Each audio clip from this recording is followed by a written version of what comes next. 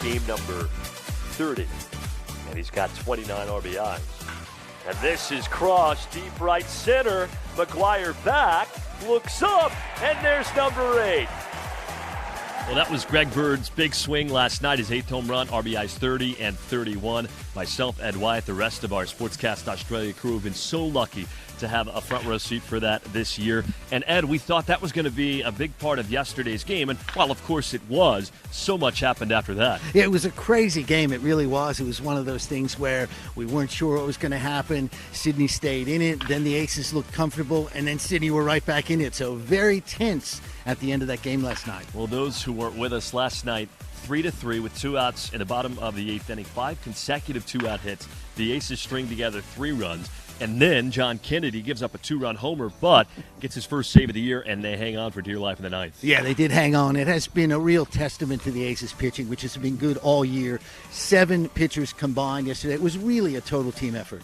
Well, and really, too, you can't expect your relievers to be perfect. They're going to give up runs every now and then, but last night they were perfect. 7 inherited runners, none of those scored. That ties a franchise record. So, in the bullpen, when they needed to tightrope out of some jams, they did, and Sydney left 15 runners on base. Yeah, 15 runners on base. That's pretty remarkable, especially for a team that's really struggled offensively. So you look at tonight, will they do that sort of thing again, or will they revert back to type and be that sort of poor offensive team they've been for most of the year? We'll have to see. It'll be really interesting. Well, after the Aces have used a handful of relievers in each of the first 2 games, you're hoping for a big start tonight from Lewis Thorpe. 6-7 innings would be perfect.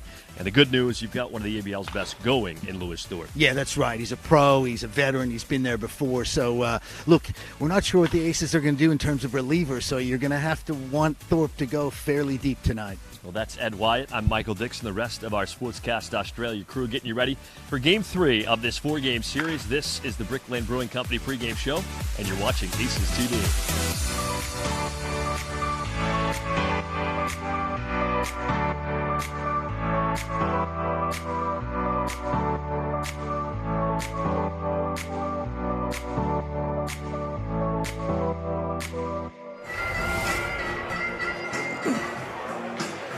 Welcome back inside Melbourne Ballpark as we get set for Game 3, Round 8. The Aces and the Blue Sox right here on Aces TV. Michael Dixon along with Ed Wyatt and our entire Sportscast Australia crew. Thrilled to be with you once again on a warm Saturday evening here in Altona. Sydney 10-20, Melbourne 16-14.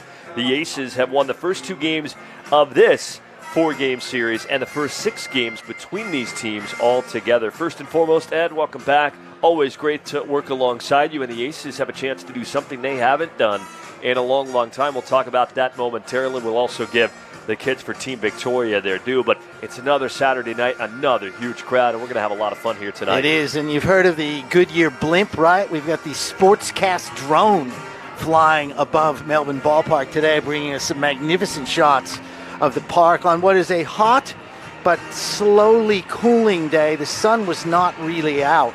27 degrees, humidity at 52%, so it is a little bit humid on the Vibrant Services weather report. Wind just 2 Ks, so not very much wind at all. 0% chance of rain, although we may get some tomorrow, but we'll leave that for another time. Big game tonight, important for the Aces, and as you said last night, Michael, Sydney's minuscule chance of making the finals, they have to win tonight. Yeah, it's pretty much an absolute must. In fact, if the Blue Sox don't win either of the next 2 games, by my count, I think they'll be mathematically eliminated. We haven't really gone through that or reached out for specific playoff scenarios, but it truly is do or die for the Blue Sox.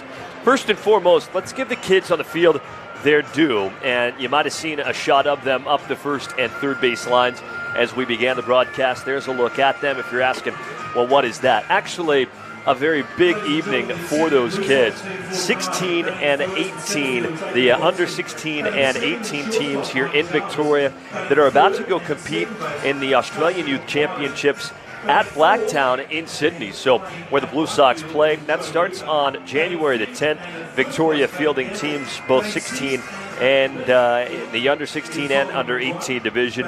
And for them to get their hats, this is their hat crowning ceremony, if you will. For them to get their hats, that means they have made the final squad of 20, and they're about to go off to New South Wales to compete to become the Australian Championship. So you see a huge crowd filing in on this Saturday night, and what a huge night for these kids. Well deserved. Awesome to see them on the field in those black uniforms, and this has to be a great moment for them. Yeah, you might be seeing some future aces there. Yep. You know, you never know, or future ball players at some point in that great-looking navy blue of that a lot of Victorian teams wear. Just looks sensational. Really, the only thing missing is that big V in the front that you see on some of the Victorian footy jerseys of the past when they used to play the state of origin, which was the states against the states. But a beautiful night for this. Great to see those kids get their due, and great for them to see, look, these are, I don't want to say they're heroes, but these are the guys they're eventually hoping to be.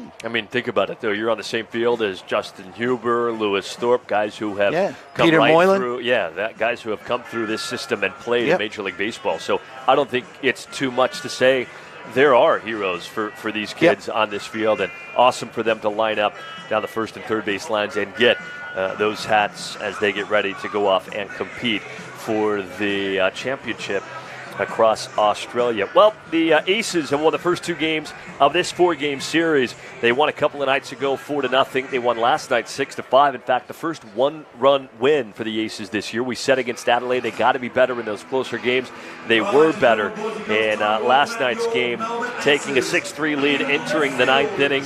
John Kennedy gave up a couple, but they found a way to get to the finish line. Let's meet tonight's starting lineup for the Aces, and it starts again defensively, and it's the left fielder, Jimmy Kerrigan, who takes the field. We've seen him bounce around left and right, but he's so versatile. Been great. He's also had a really good series at the plate, so Kerrigan back out there for Melbourne.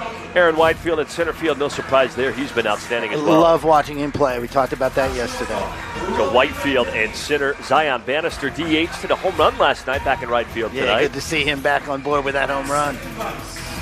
So Bannister in right, Kerrigan Whitefield, Bannister left to right in the outfield. Jared Belbin back in the lineup. He's the third baseman. We saw him return to the lineup on Thursday, day out yesterday, in there tonight. Robbie Glendenning, the shortstop, 13-game on-base streak. Can't say too much about him. He's been sensational. Jared Dale and Robbie Glendenning have had quite the combo up the middle. He's the second baseman once again. Had a big hit in the eighth inning to break the tie last night. Greg Bird returns to first base. So Bird's second consecutive start in the field after he DH'd on Thursday night. It is Mitch Edwards behind the plate, and he had a big hit. He's not going to get a break behind the plate. He's going to get really comfortable there as the catcher for Melbourne. DH, of course, is Daryl George, so he gets a night off from the field. And on the mound for the Aces, it is Lewis Thorpe. We'll see Louis on the other side of this. That's the starting lineup for the Aces, and we get set for Game 3 of this four-game series. It is right here on Aces TV.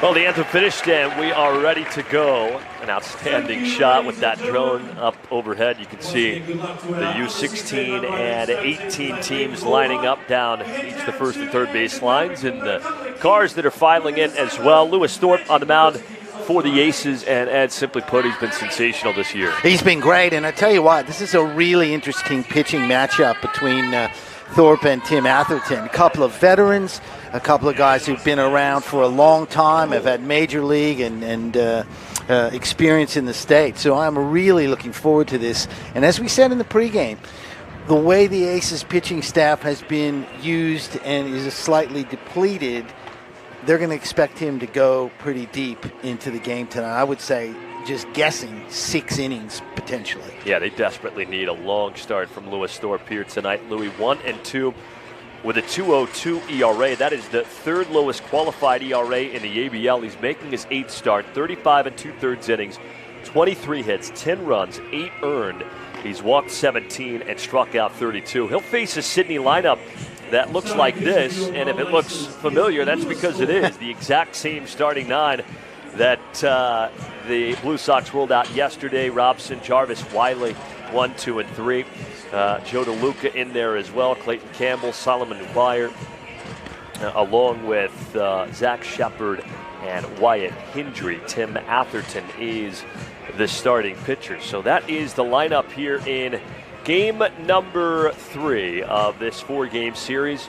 And the Aces try and make it 3 for 3 in this series and 7 for 7 in the season series against Sydney. Which is pretty remarkable. And you've got, you would say, the bottom of the order, DeLuca, Shepard, and Hendry. Between them, just 2 hits and 9 strikeouts. So that bottom of the order is really something that the Blue Sox have struggled with. And as we mentioned, they left 15 runners on base last night. Well, should mention there was a late switch in that lineup. We thought it was going to be the same one, but the lineup that we were shown on the screen had a couple of variations, and Sydney indeed made a lineup switch, so we'll have to get that for you. But anyways, we're underway here in game number 3, and Lewis Thorpe deals strike 1 to Jacob Robson. Left on left to start, and a ground ball over to second base. No problem for Jared Dale. 2 pitches and 1 out. That's a good start for Lewis Thorpe, who again, with what the Aces have had to do using the bullpen the first 2 games of this series, they need 6 or 7. But you do have those changes for us, Ed? Yes, indeed. It looks like DJ Artis will not play tonight. So DeLuca, who is the DH, moves to right field. McGuire moves from right field to left field. And the new man to DH is Martin Vincelli-Simard, who is a French-Canadian. And I was added late to the roster. I actually spoke with him because I wanted to get that pronunciation right. Really interesting guy. Played 5 years at Sacramento State in the U.S. Here's the 1-0 pitch. And a called strike over the inside corner. 1-1. Now Jarvis, the shortstop, batting .233 after 3 hits yesterday. 3 for 10 in this series. Had that switcheroo with Robson and Jarvis and got both of them going. High drive, shallow left. Kerrigan coming in. 2 down here in the first. So Robson retired. Jarvis retired. A couple of tough outs last night, but no trouble whatsoever early on for Lewis Thorpe. And here comes Justin Wyman. Well, we've talked about it. Sydney, a pesky lineup in this series, and it's not a mistake. 3rd most walks in the league, actually 2nd most pitches per plate appearance. And as good as Thorpe has been, the walks have been a problem for him at times. 17 of those, 35 2/3 innings coming in. So Louis does need to throw strikes here tonight. But he looks good so far, and he deals strike 1 over the inside corner. Called by our home plate umpire. That is Jeffrey Dunn tonight. Casey Cook at first. Kenichi Umeki is at second. And Kingo Iwashida at third. 1 strike here to Justin Wiley. And a little bit low. Ball 1 strike now to count.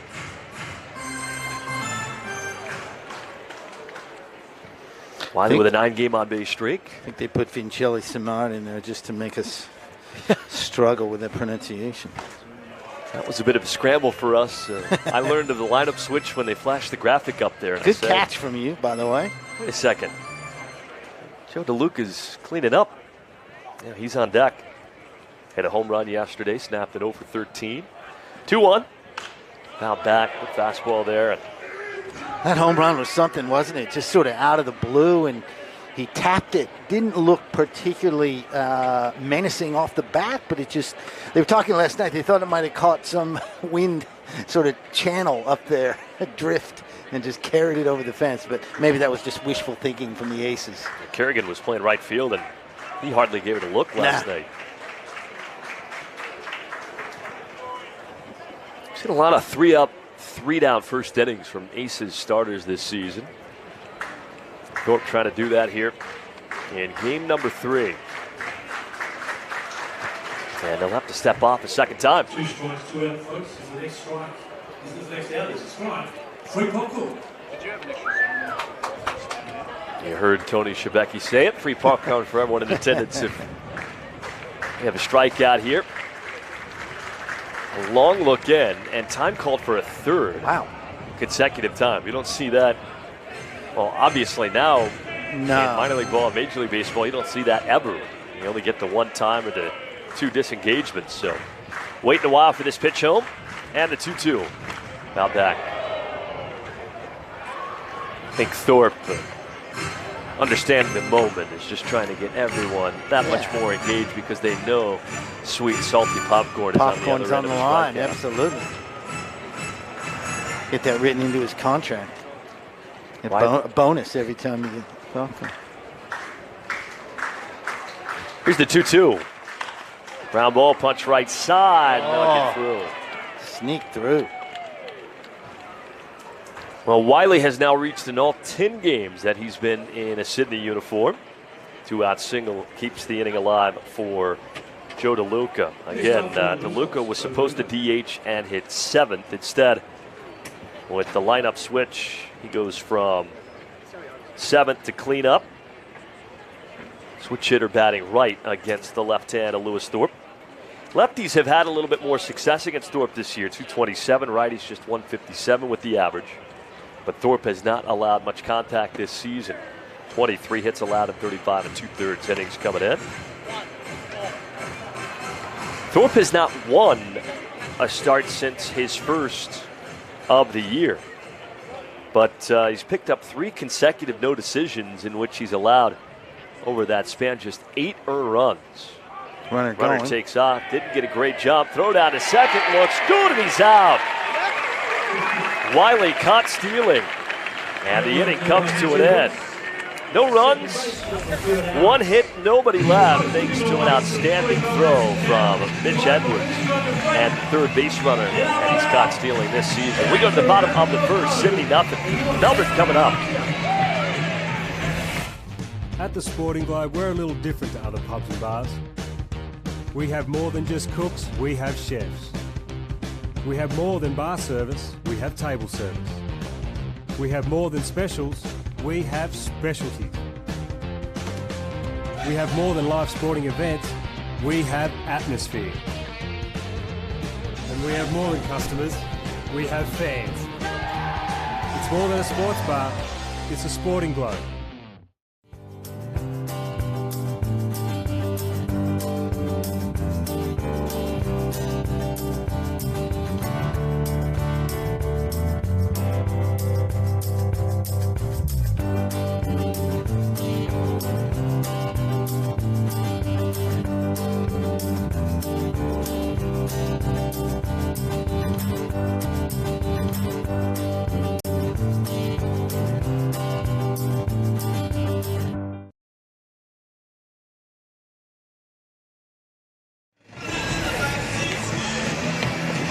Well, Melbourne Aces baseball powered by Business Network International, BNI International, flourishing across Melbourne's West and Geelong.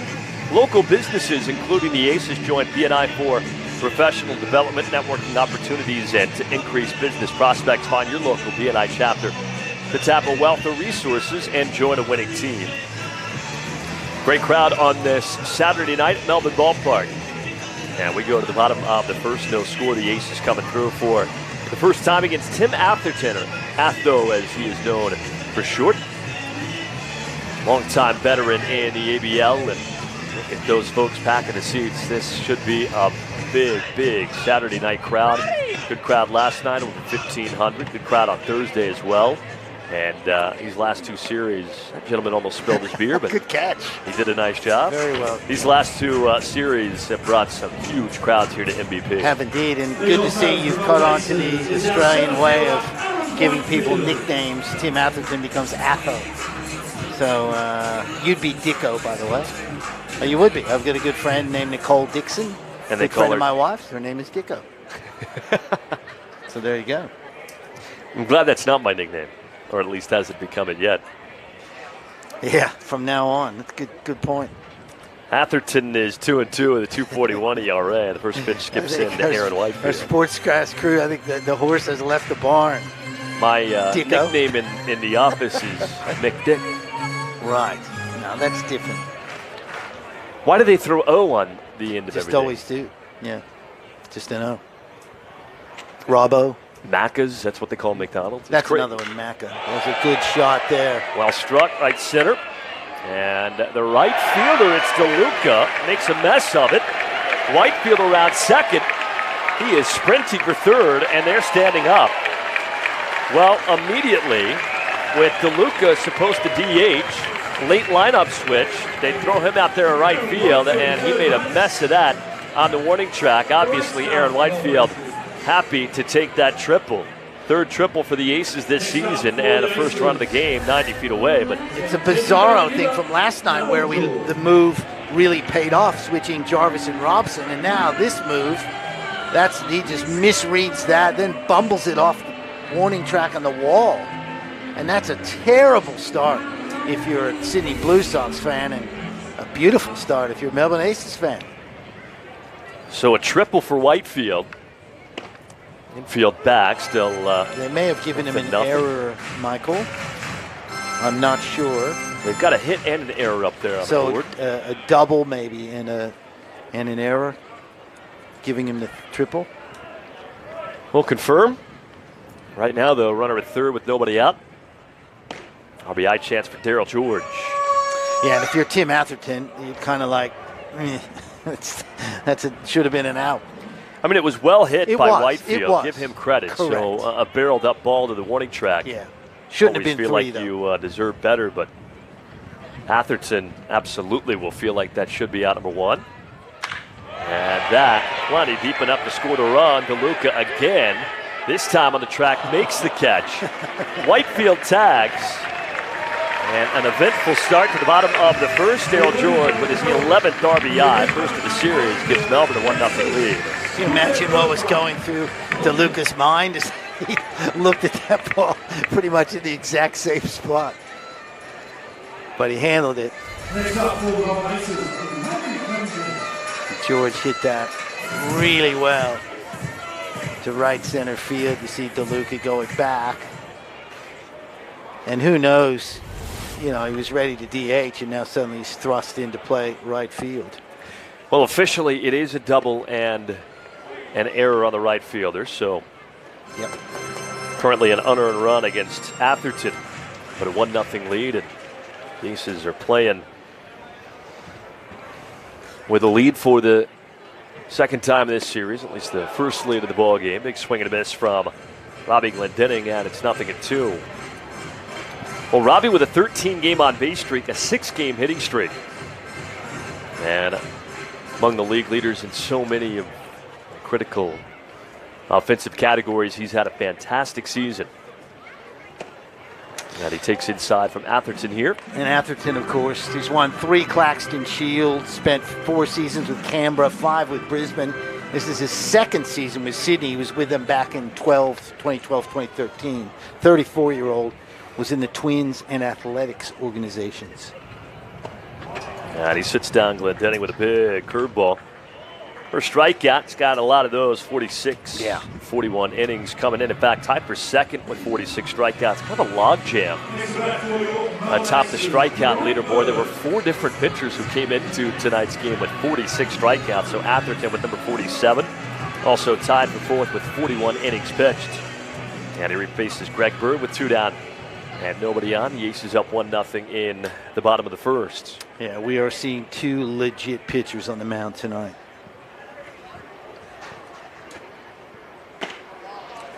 First pitch is low to Greg Bird. 4-game hitting streak for Greg. Hit his 8th home run of the year. League leader in that category as well with 31 RBIs. 3 for 8 in this series. 1-1 to him. He started with a ball to the warning track that Whitefield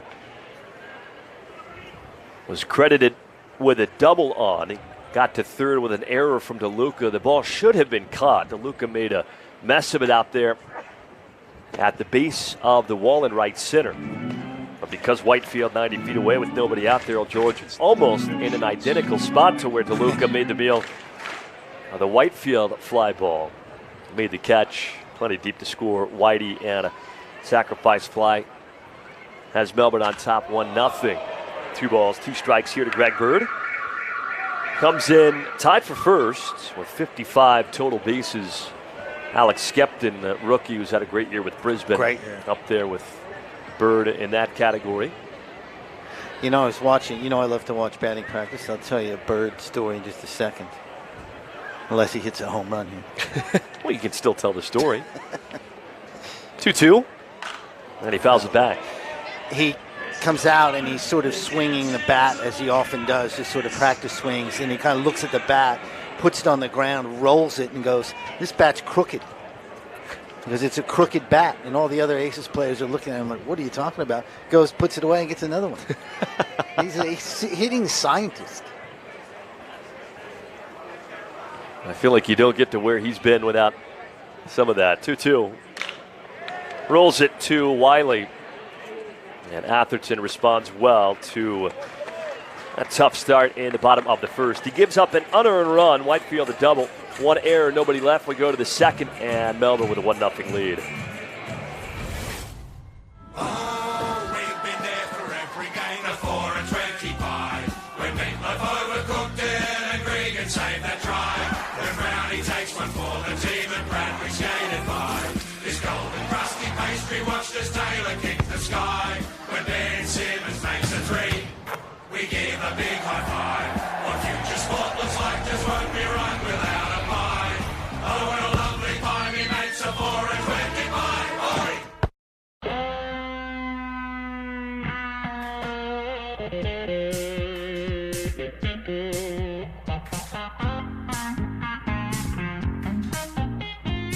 One Love is there for the moments with the people you love the most. To share the highs and the lows together. It's the one for all people, all times, and all places. Brick Lane's One Love Pale Ale. It's the one for all. At U Blinds Australia, it's our great low prices that make the difference. In our end of summer Aloha clearance sale, save from 30% up to 50% off our range of blinds, shutters and awnings. U Blinds Australia, more value for you. Big crowd on a Saturday night here in Altona. The Yomiuri Giants hat in the crowd. I like that from the Japanese league. A couple of Phillies hats as well. The Aces take a 1-0 lead. We go to the second. Michael Dixon, Ed White, our entire Sportscast Australia crew. Unearned run against Tim Atherton in the bottom of the first has the Aces on top. Joe DeLuca made a mess of a fly ball from Whitefield that eventually led to that run. He's back up after Wiley was caught stealing to end the top of the first. So Lewis Thorpe back to work. DeLuca, again, not supposed to play right field tonight, but the late switch with no DJ Artis. That moved DeLuca from the 7th spot to the cleanup spot and from the DH role into right field. And he was immediately challenged with that fly ball from Whitefield. So that plays a factor in tonight's narrative quite early. And we'll do it at 2-1. Artis made a couple of really nice plays yesterday in left field, so you lose a very good left fielder. McGuire was pretty good in right, so they switch him to left, and then DeLuca kind of gets chucked in there from that DH spot. And we don't know how much outfield he's played, I'll be honest. I haven't watched as much Sydney as others out there have. Here's the 2-1. And barrels this, deep right center field. Bannister back on the track, turns around, and it's gone. Wow. Well, the second home run in as many at-bats for DeLuca. And he's gone the opposite way now twice in this series.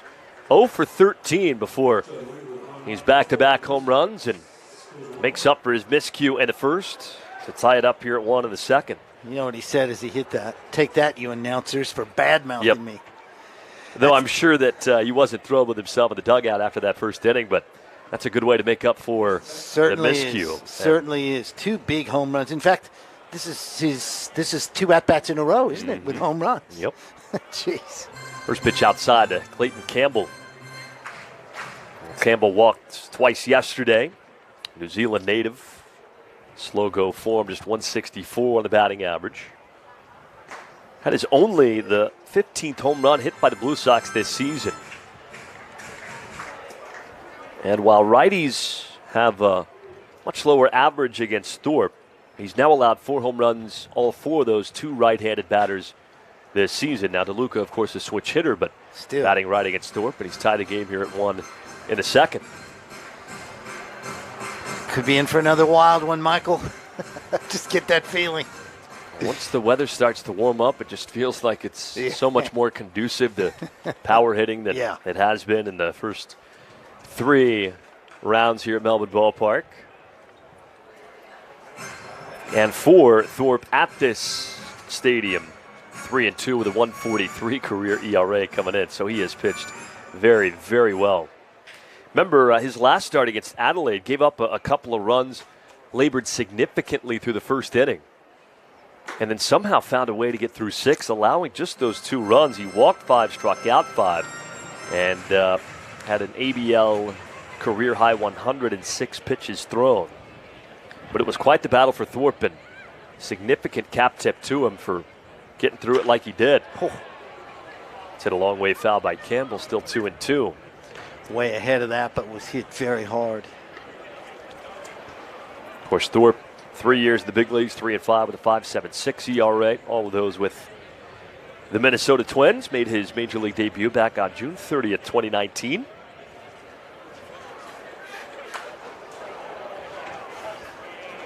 I told you off the top that Thorpe would have to throw strikes because these Sydney hitters are tough to put away. Second most pitches per plate appearance seen by any lineup in the ABL.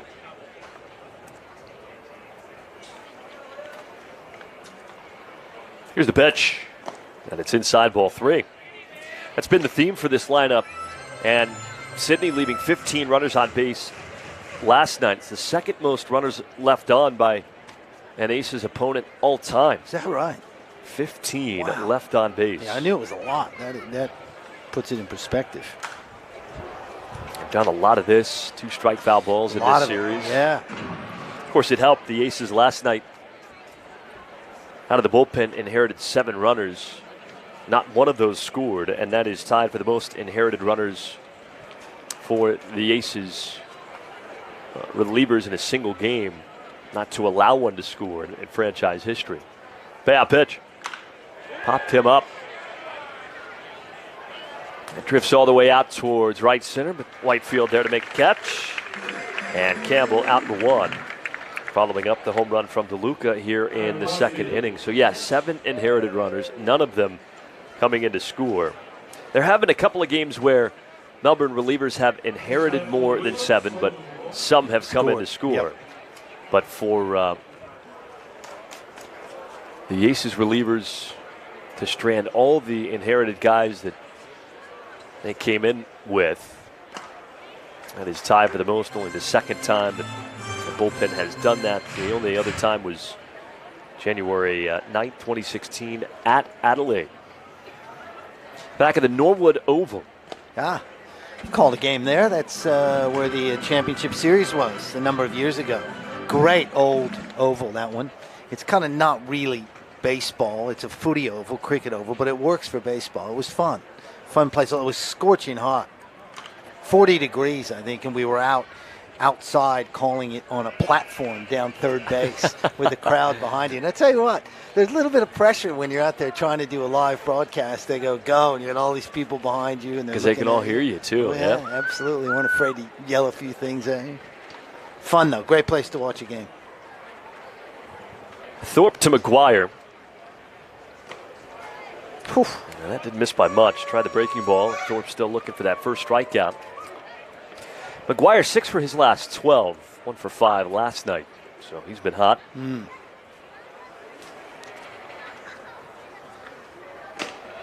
Fastball missed away that time from Louis, 3-2. And if you're Sydney, knowing that Melbourne don't have that many available pitchers, you're going to sit in there and try to make Thorpe work. Throw a lot of pitches. Don't be too hasty. First walk of the game from Lewis Thorpe. And McGuire does well to battle back from behind in the count. So McGuire at first, one out. And here comes, for the first time in this series, Vincelli Simard. Vincelli Simard, if you're speaking French, Martin. Vincelli Simard from Montreal originally. 5 years at Sacramento State in California. A big body from that right side. Sure looks like a ball player. Played a few games with Quebec in the Frontier League, but he said he just wasn't really just kind of, staying in shape sort of thing. Wasn't super serious there, but part of that issue with COVID where you get an extra year and American University, so 5 years at Sac State. Lifts this the other way, foul. And you mentioned the COVID year and the extra year of eligibility. Maybe to the average viewer that wouldn't mean a lot, but I think it really had a huge impact on a lot of sports in the United States, including baseball. We've seen that in football too, with guys back for a sixth, seventh year. They're like 28 years old. I mean, you got fully developed athletes who are playing collegiately still because of that lost 2020. Aaron Whitefield has to come in for this one, but no trouble for him. And he's had a busy series, second inning, and has a chance to record another hat trick. Right. Saw him do that with 3 flyouts to center back on Thursday night. He's got both putouts here in the second inning. Here comes Zach Shepard. Double hat trick. Here's a chance. Well, Shepard's got to put the ball in play first. That's been a tough time for him lately with 15 strikeouts in his last 7. He's really struggling. 1 for 8. First pitch called a strike, Anthony's. Yeah, I was looking at that today coming in. He's really, really battling. In fact, he and Hendry, combined 1 of 14, the 8 and 9 hitters. You'd think Thorpe is really trying to attack these guys with how tough the top of the order has been. No one gets away from him. Yeah, we talked about Mitch Edwards, sort of joked about he would be catching. He pretty much is the catcher. I mean, he's going to get the call pretty much every day, I would suspect, from here on out. You do have Declan Spears, but he's really young.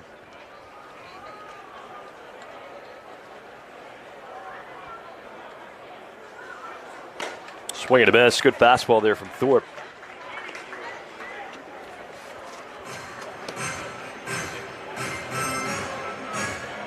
McGuire at first with a walk in this inning. DeLuca with a leadoff homer tied things up after his mishap led to a run at the bottom of the first.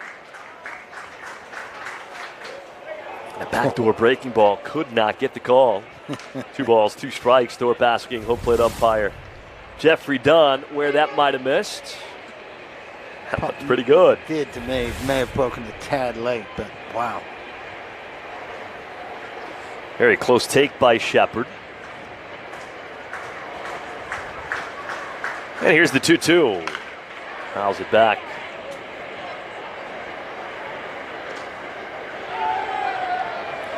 Thorpe still looking for that first strikeout.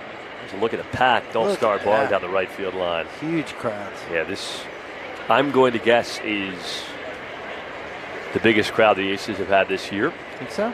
I think it's bigger than what we saw last Saturday. We'll have to wait and see.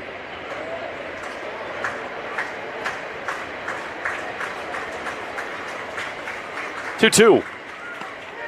And a called third strike over the inside corner. 7th strikeout for Shepard. His 16th in the last, now 8 games, and Thorpe has his first. Keeps the damage to 1 run in the top of the second. We go to the bottom half, tied at 1.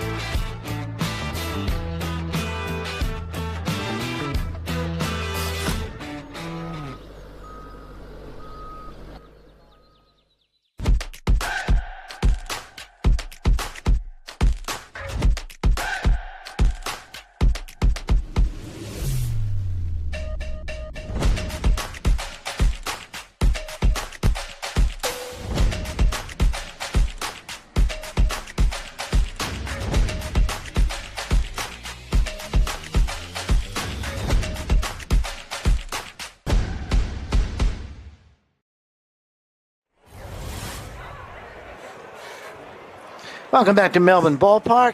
Everyone enjoying a little bit of cool beverage. And speaking of that, Melbourne Aces Baseball is brought to you by Dasher and Fisher, beginning in 2017 with a vision to specialize in gins that speak of place and express Tasmania's remoteness and untouched beauty. Taste the rich, fertile soils and pure Cradle Mountain snowmelt in every drop of Dasher and Fisher Tasmanian gin. Sure, they're enjoying some of that up on the party deck. There's some of the Aces' more dedicated fans. See those gentlemen pretty much every Aces game. 1-1. Now we go to the bottom of the second. Kerrigan, Dale, and Belbin, 5, 6, and 7 coming through, and Tim Atherton allowed an unearned run. In the bottom of the first, Kerrigan having a great series, 3 for 6, 6 for his last 10 on a current 3-game hitting streak.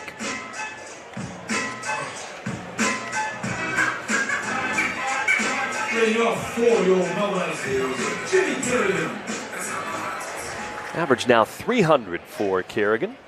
After he got out to a slow start, he's been excellent since. He takes strike one from Atherton. I was going to say, remember the days when he couldn't get a hit? We had faith in him, though. We absolutely knew this would happen.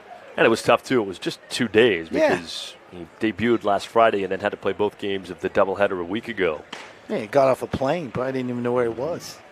Just cleared customs and bang, you're in the lineup. First time here playing in Australia. Got any wood-based objects in your suitcase? All right, you can go ahead and get in the lineup. 1-1 here in the bottom of the second, the 0-2 pitch. And sharply hit back of the box. Jimmy Kerrigan with singles. Now in 4 consecutive games. It's on fire. So a leadoff single for Jimmy Kerrigan. And second hit allowed by Atherton. Another look. Simple approach. Beautiful. Fastball elevated. And easy for Kerrigan. Can't do much better than that. Well, you had alluded to it in that first inning, but Atherton, well known in this league, 11th season in the ABL, second year in Sydney. First time he's pitched in Sydney for a long time. In the air out to left, McGuire giving chase. Makes the catch, so Dale missed that. Kerrigan back to the bag, and there's one out here in the bottom of the second. He's a Kempsey native, which is a small town on the coast, well north of Sydney, but still a part of New South Wales. And you had said it, his ABL career began in Canberra. Canberra for 2 years, then to Sydney. 1 season in Sydney, then 2 more years in Canberra before he pitched the last 5 years in Brisbane. And returned to Sydney this year. Earlier this season, hit both 100 games and 400 innings in this league. Also had 5 years of affiliated baseball in the United States with the Twins and the A's organization. 23-14 with a 268 in his American professional career, so very good in the United States. 34-17 with a 3.59 ERA in this league and making his 106th appearance, 73rd start. Career strikeouts per 9 in the ABL just below 10. So he has a ton of strikeouts in his career. So a couple of Twins, guys with Twins experience here Thorpe and Atherton. Well, Atherton, you had said, won 3 Claxton Shields, won a couple of those with Brisbane in the midst of Brisbane's run of 4 straight. He was there for the last 2. Actually became first player in league history to win the ABL Championship Series MVP not once but twice. Of course, Brisbane known for putting together a run at just the right time. Speaking of running, there goes Kerrigan. That'll take the double play out of order. Still a tough play for Wiley, but he retires Belbin. So Kerrigan is at second. Go-ahead run in scoring position. Here comes Mitch Edwards. But, yeah, those Brisbane teams just found the way to put things together. You talk about getting hot at the right time. The Brisbane teams did exactly that. And it was actually Atherton who left Canberra, went to Brisbane, and that first year when he won the Championship Series MVP, Brisbane beat Canberra in 3 games. Those teams led, of course, by the great Dave Nielsen, one of the legends of Australian baseball. Ball off the mound, up the middle, knocked down by Jarvis, spins, unbelievable throw to first, it gets away from Campbell, scores a run, and the Aces are back on top 2-1. Wow, that was an amazing piece of fielding. But the throw, unfortunately, got away from Campbell, and the Aces get a run out of it. The fact that Jarvis even had a chance to get that is amazing. Outstanding. Edwards not the fleetest of foot. He goes after a high fastball, but Jarvis showing incredible range. Spins and throws. And a good throw. Well, I don't want to say a good throw because it's such a tough play, but that play could have been made. We'll see how they rule it. I agree. Right now it's on the board as an error. I think they're going to give him a single, and you have to give an error on the ball getting away. That scores Kerrigan. So we've seen a lot here in the first 2 innings. 2-1, the Aces on top. 2 runs, 3 hits for the Aces now. 1 run, 2 hits, 2 errors for Sydney. And now Bannister. Aces 1-1 count. Yeah, I mean, I haven't watched Campbell play enough first base, but I think a guy like Bird or potentially Darryl George makes that play, even though the throw was a little bit off. I don't think the ball gets past him. Let me put it that way. It's also, again, I think it's a tough play for a first baseman to make because of the turf giving way to dirt. Because in your mind, that's true. You're trying to pick off the dirt, but maybe it's going to bounce off turf. Tough to tell. It's just it was tricky, no doubt about it. If you're Sydney, would you like Campbell to make that play? Perhaps, but all the way around, it's just one of those very strange plays where you have to give an error, but weird play all the way around. Bannister takes in the dirt, and it's 2 balls, 2 strikes, 2 outs. Banny with a home run yesterday. 2 of his 3 home runs have come against Sydney. Finished that thought, by the way, on Brisbane. The Bandits finished the last of 4 consecutive titles against Perth in 2018-19. And remember those Brisbane teams? They were really good at recruiting from all around Australia. They found a way, just like Atherton, who not necessarily from around Brisbane, but went there to pitch. Bannister fouls this off. And also lived off of really crucial imports that they got at the right time. And it kind of feels like this Melbourne team that has addressed needs and done a great job with adding midway through, hoping to get hot at the right time. The likes of Tim Atherton, Ryan Rowland-Smith, Travis Blackley, part of those teams. So maybe the Aces can follow that Brisbane model. 2-2. Forgot about my man, called. Travis Blackley, one of the real characters of Australian baseball. Strike 3 called in the outside corner, and Bannister down looking. Good pitch there for Atherton. Actually, maybe a little bit outside. But got the benefit of the doubt from Jeffrey Dunn, and 2 strikeouts for the veteran right-hander. We go to the third. Melbourne back up by 1. It's 2-1. Light and Easy have been named Best Healthy Meal Delivery Service again, but you won't find us stopping to celebrate. We're busy making it easy for Aussies to achieve their well-being goals, and the results speak for themselves. Light and Easy, just good food and great results. Aussie gardeners are best served by Aussie tools, built specifically for our unique environment and conditions. Back in the 1890s, Leonard Chambers and William Thompson started a beekeeping supply business in Melbourne. Little would they know that their company would go on to change how Australians garden for well over a century. Cyclone is ingrained into our country's history and our way of life. Our tools are long-lasting and purpose-built for hard work. We've been making quality tools for over a century. They last that long, you can hand them down to the next generation. Good, quality, honest product that the Australian people have grown to love. It's not an Aussie shed without a cyclone. My biggest takeaway of being here for 34 years is just sense of pride in the product. Australians buy good products.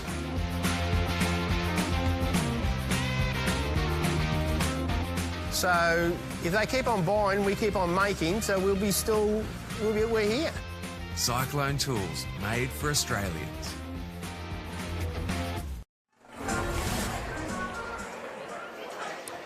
Well, that is as good a spot as any to watch baseball, and I can't imagine how nice it'll be to see Team Australia and Hanwha play head-to-head. Another reminder that you've got that international baseball showdown upcoming at the tail end of Hanwha's spring training here in Melbourne.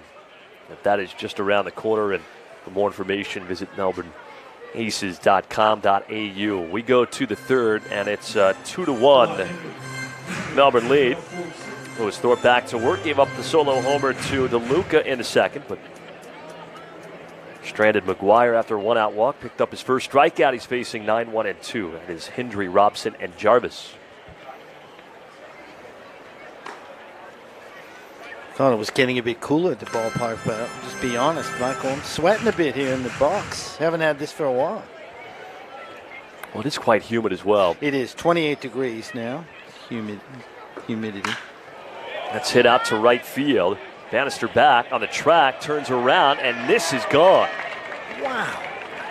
Wyatt Hendry with a leadoff home run, second consecutive inning that Thorpe has allowed a leadoff homer, and we're back to square one, tied at 2. He was 0 for 6 coming into that at-bat with a walk and was hit by a pitch. Wow.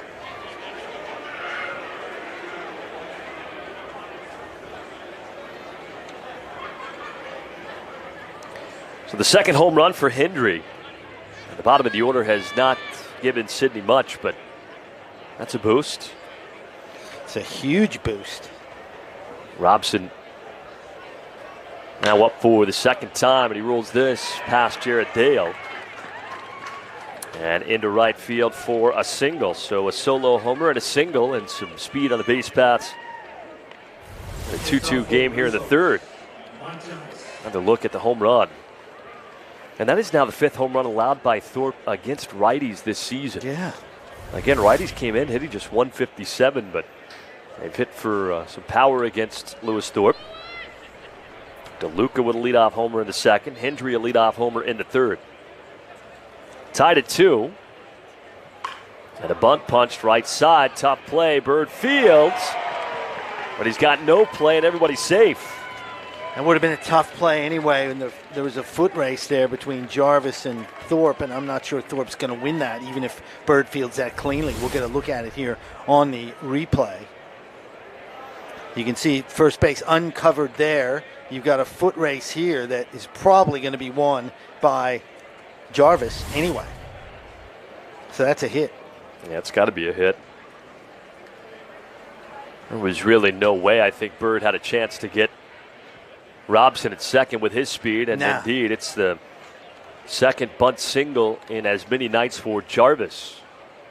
2 on, nobody out with a run already in, and Justin Wiley takes high and outside. Well, we said this yesterday. The Blue Sox are in a fight for their life, really. They need to win this one. They've been scrappy in both games, had an opportunity to win yesterday, and they're fighting in this one as well. So credit to Tony Harris and these guys on this team, because it'd be very easy to just kind of go, fold their tent, roll into the last couple series, but they're certainly not doing that.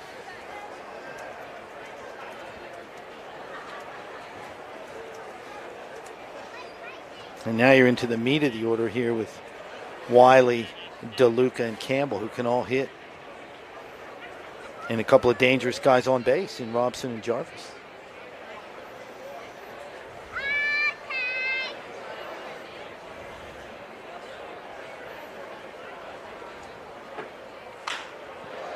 Out to left field. Kerrigan back on it. When he makes the catch, that'll help. That's a big out. So the first out in the third. And Wiley, for the most part, has been kept at bay in this series. Robson at second, Jarvis at first, and DeLuca for a second time. He had the leadoff home run in the second inning. Tied at 2.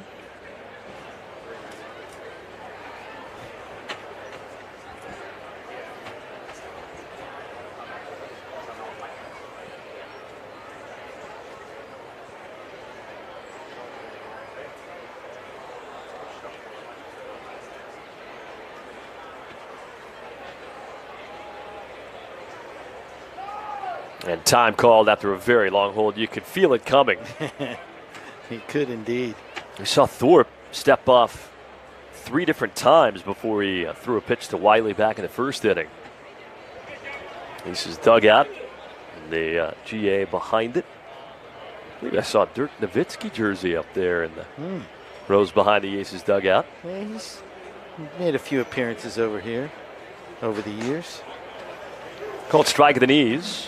One of his ex-teammates, Michael, at the Mavericks, Chris Anstey, longtime Australian basketball player, a couple of years with the Mavs. I know he brought Dirk out here earlier on a speaking engagement, so wouldn't surprise me that there are some Dirk fans here. Great ball player. A couple of Australians play for the Mavericks right now, Josh Green and Dante Exum. Yeah, Dante's having a heck of a year. Green not getting as much playing time as we sort of expected, but Dante, what a great story that is. On Europe, people kind of thought he was out of the game. He's a Melbourne kid, good kid. A couple of friends of mine know him. He's a solid citizen, really happy for him. But back to baseball. Big opportunity here for Lewis Thorpe to end this thing. And a fastball fouled straight back, 2 on, 1 out.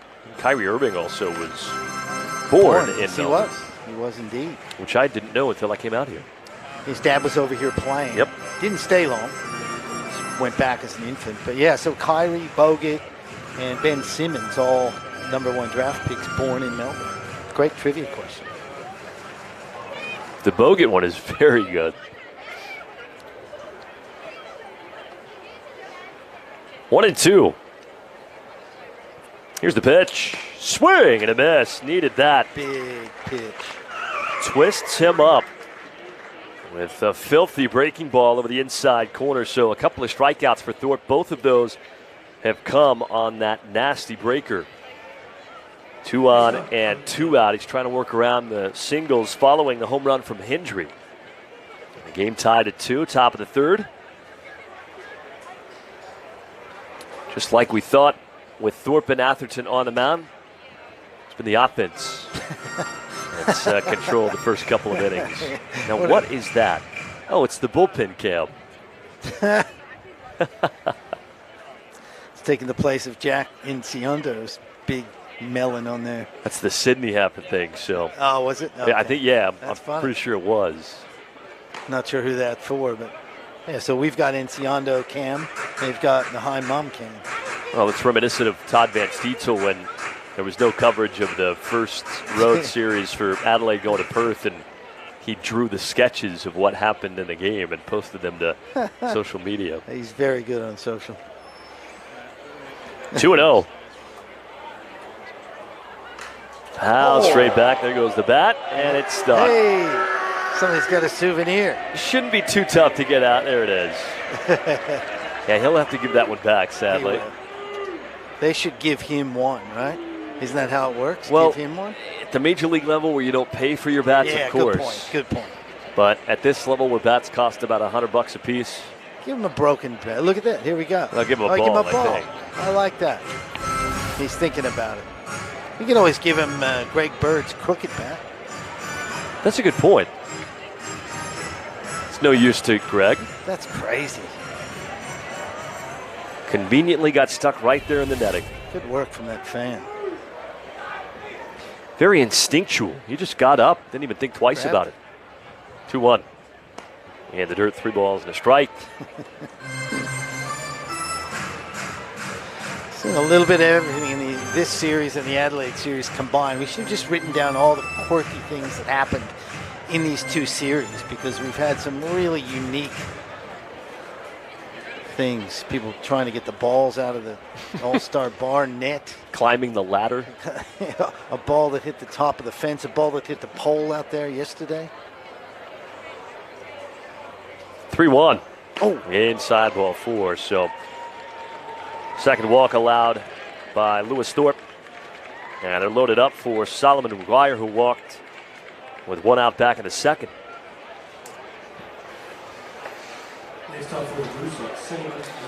And to be honest, if we are being honest, this is not what John Diebel and Graham Lloyd and Peter Moylan want. They, as we said, we need Thorpe to go sort of deep in this game, and he's really having a battle in these innings. That's a great pitch. Well, McGuire's been hot, sitting on 9 RBIs with 1 home run. There's a look at the Aces Brain Trust. Three wise men. Well, maybe not more than. Pete gave me a cheap shot today in batting practice. I owed him one. Nothing in 2. This is what you needed to do. Watch out. Yeah, the same gentleman almost got another one. Yeah. Jeepers.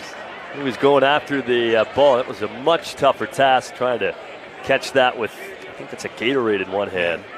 They said, Peter Moylan before the game said, why is the music turned down? I said, we needed to do an introduction. He goes, oh, you guys can't do it with music? And I said, no one could hear us. He said, well, that doesn't matter anyway.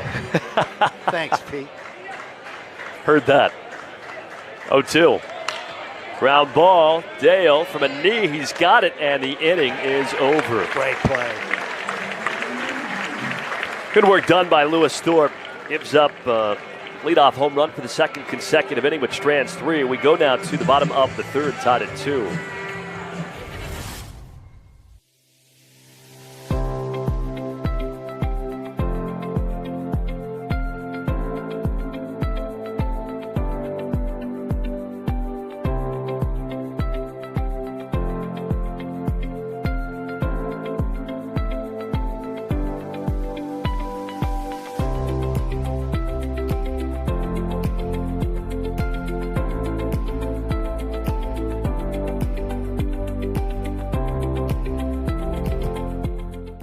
All-Star Access Hire are your access equipment specialists. We have an extensive range of state-of-the-art equipment and we pride ourselves on delivering outstanding customer service. We have the youngest fleet of equipment in Victoria and we are consistently adding new machines. We get to know our customers and form partnerships with them. This video is of our partnership with the Victorian Government at Reservoir Station. All-Star Access Hire are proud sponsors of the Melbourne Aces and our All-Star Bar. And on behalf of all That is correct, I guess. Dicko, my new nickname, and Ed Wyatt coming to you live from the broadcast booth here in Altona. I wonder what his nickname is. Macca? Macca? I don't know. That's really good of the Sportscast Australia crew here to get that up. Get that just like that. When you're doing your, 8th game in the last 7 days, you got to try and keep things light and fun, so that is awesome. Dicko and Ed Wyatt coming to you live from Melbourne Ballpark. 2-2, we go to the bottom of the 3rd, and Tim Atherton has allowed a couple of runs. I told you in the top of the 3rd, just like we all figured coming in, with Atherton going head-to-head against Thorpe. He got 2 runs from both teams early on. That being said, both runs against Atherton unearned. Yeah. And a couple of errors that have resulted in Melbourne's runs. Top of the order coming through. Whitefield, George Glendenning for a 2nd time. And the pitch. Breaking ball. Bunted, 3rd base side. Tough play. Shepard coming in. And he's safe. Campbell just doesn't look very comfortable over there at first. He had that play from Jarvis. Could have ended the inning in the 2nd that allowed Kerrigan to score. And this is a tough play for Shepard. They give Whitefield a bunt single. But that play at first, he just doesn't look comfortable making. So 1 on, nobody out. See if they put Whitefield in motion. Here comes Darryl George, 2-2 in the bottom of the 3rd inning. That's now twice Whitefield has reached on a hit, and deservedly so, but one of them a bunt, the other Atherton would feel like DeLuca should have made the catch out there on the track. Speaking of DeLuca, it's pretty easy for him coming in, and catch made. Darryl George retired. He had a sac fly for RBI number 11 in the 1st inning. 1 on, 1 out for Robbie Glendenning here at the bottom of the 3rd. Was doing a little bit of deeper research on Atherton, trying to figure out, what's made him good, where has he struggled, and it's hard to find really anywhere where he has struggled. Comes in, tied for 2nd with 46 strikeouts, tied for 4th, 41 innings, 6th lowest qualified ERA, 2.41, 5th best whip, and even 1, which of course is an outstanding number. And he's been outstanding at home, lights out, a .78 ERA in 4 starts. a 4.50 ERA and 3 starts on the road, which is that quality start number. 3 earned runs on average across 6 innings. And the opponents have struggled mightily with runners in scoring position against Atherton, hitting just 146. Wow. Yet when you look at the breakdown, batter by batter, it's actually been the bottom of the order that has been significantly better against Tim Atherton. In fact, the slot in the lineup that's had the most success against Atho this year is the 9 spot. 8 for 14, hitting .571 against the right-hander. There goes Whitefield. Called a strike, throw down, tag down, he's out. Tell you what, that is I thought he had a decent jump. But that throw, sort of a sidearm throw, that landed in the perfect position. Let's get a look. Henry, that's a good jump, but that throw, look where it is. Yep. It sailed right in the perfect spot. And Wiley does a great job, too, with that athletic move. That's amazing. Great work. Whitefield had a run there where it was tough to get him out of the base paths, but caught stealing for the second consecutive night. Granted, last night really wasn't his fault. It was that strange play where he and Bannister were both on second base. And yes. Oh, yeah. Bannister that should have an asterisk. Yeah. It's got to go down as a caught stealing for someone, but unfortunately it goes down on Aaron's ledger, and that's the 7th time now he's been caught stealing, leads the ABL. But anyways, yeah, so the top of the order has struggled significantly against Atherton. On balance, the bottom of the order has been better. The 9th spot against Atherton has been far and away the best for the opposition lineups. And while number 9 hitters came in batting .571 against Atherton, nobody else 1 through 8 was hitting above .270. So that gives you an idea of just how strange that is. There's a ground ball over to Campbell. And the inning is over. Atherton faces the minimum after a leadoff single with the help of that great throw from Hendry behind the plate. We go to the 3rd, tied at 2, and Ed Wyatt takes over for the middle innings. When enjoying a punt, easy does it with Punt 123. Punt123.bet is your home for all your punting needs with same race multis and same game multi options, including daily promotions on all the major sporting and racing events. It's punting made easy. Get in the game with Punt 123. Visit punt123.bet or download the app today. Gamble responsibly. If gambling becomes an issue for you, call 1-800-858-858. At the Sporting Globe, we're a little different to other pubs and bars. We have more than just cooks, we have chefs. We have more than bar service, we have table service. We have more than specials, we have specialties. We have more than live sporting events, we have atmosphere. And we have more than customers, we have fans. It's more than a sports bar, it's a Sporting Globe. At U-Blinds Australia, it's our great low prices that make the difference. In our end of summer Aloha clearance sale, save from 30% up to 50% off our range of blinds, shutters and awnings. U-Blinds Australia, more value for you.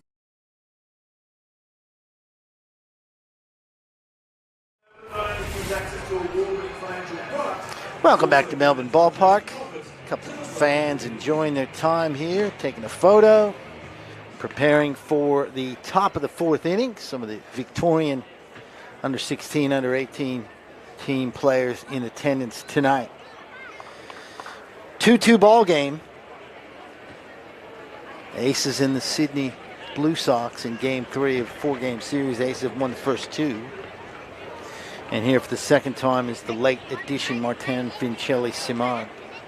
Designated hitter, flew out to center field his first time up.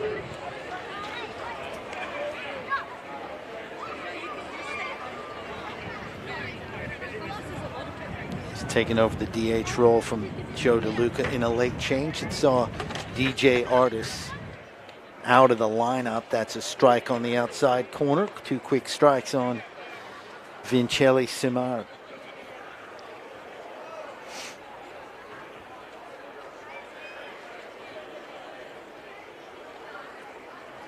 Lewis Thorpe looking for a quicker inning.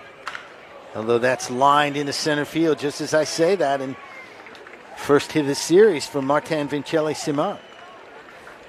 And it's also the 3rd consecutive inning that the leadoff batter has reached. A couple of home runs to Luca in the second, Hendry in the third.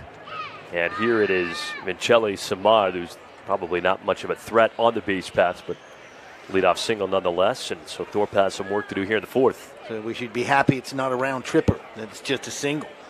Here's Zach Shepard looked at a strike, third strike in the second inning, his 7th strikeout of the series, and swings and misses there. Really struggling at the plate is the veteran third baseman.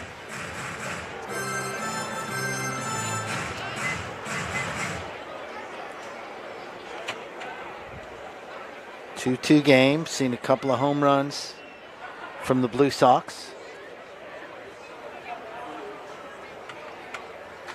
That's fouled back. Aces 1 in the bottom of the first. Sydney responded with 1 in the top of the second. Aces 1 in the bottom of the second. Sydney in the top of the third. That's where we are now, 2-2.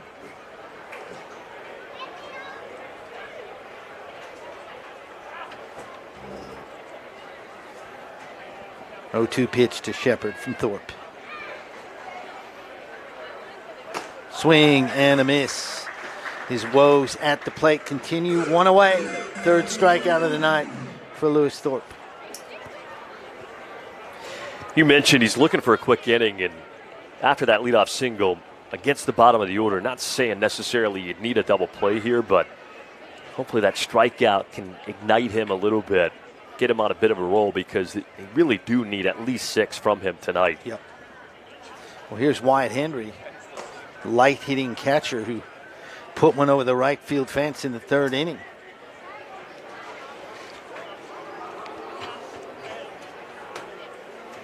So Vincelli Simard on first. 1 out. Hendry at the plate.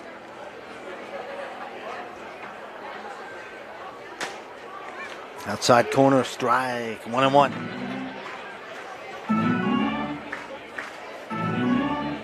Thanks for joining us on Aces TV. Ed Wyatt, Michael Dixon, whether you're watching on the Aces Facebook page or YouTube channel. Great to have you with us. 1-1 pitch. Fouled back, 1 ball, 2 strikes. Saw some people watching from the States yesterday's game, staying up late. Every now and then, maybe we should just set an alarm clock noise. Michael, just kind of wake up. Actually, a home run might do that. Greg Bird home run would probably do that. Well, Joe DeLuca right now might do that. It's the 1-2 pitch. Inside, ball 2, 2-2. Blue Sox hitters really, as we mentioned the last couple nights, being very patient, making these Aces pitchers work.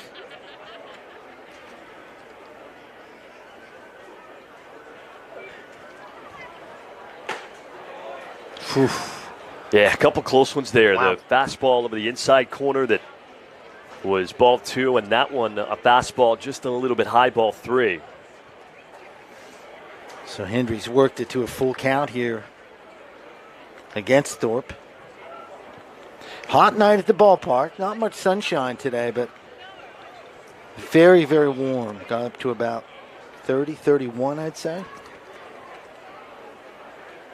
That's lined right at Belbin at third, who makes the play. No force back to get Vincelli Simard, but big out. Well, it's about time one of those broke Melbourne's way, right? Yeah. How many times have we seen that at this ballpark against an Aces hitter? This is a rocket and a missile, but Belbin hardly has to move. No. Even if he doesn't make the catch there, they're going to get an out with as hard hit as that was. Top of the order now, Jacob Robson, 1 for 2. Ground out and a single.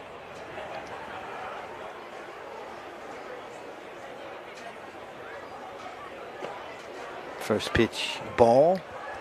Wearing that number 74 that we talked about. The high numbers, 74, 62, 50. Here on the Blue Sox.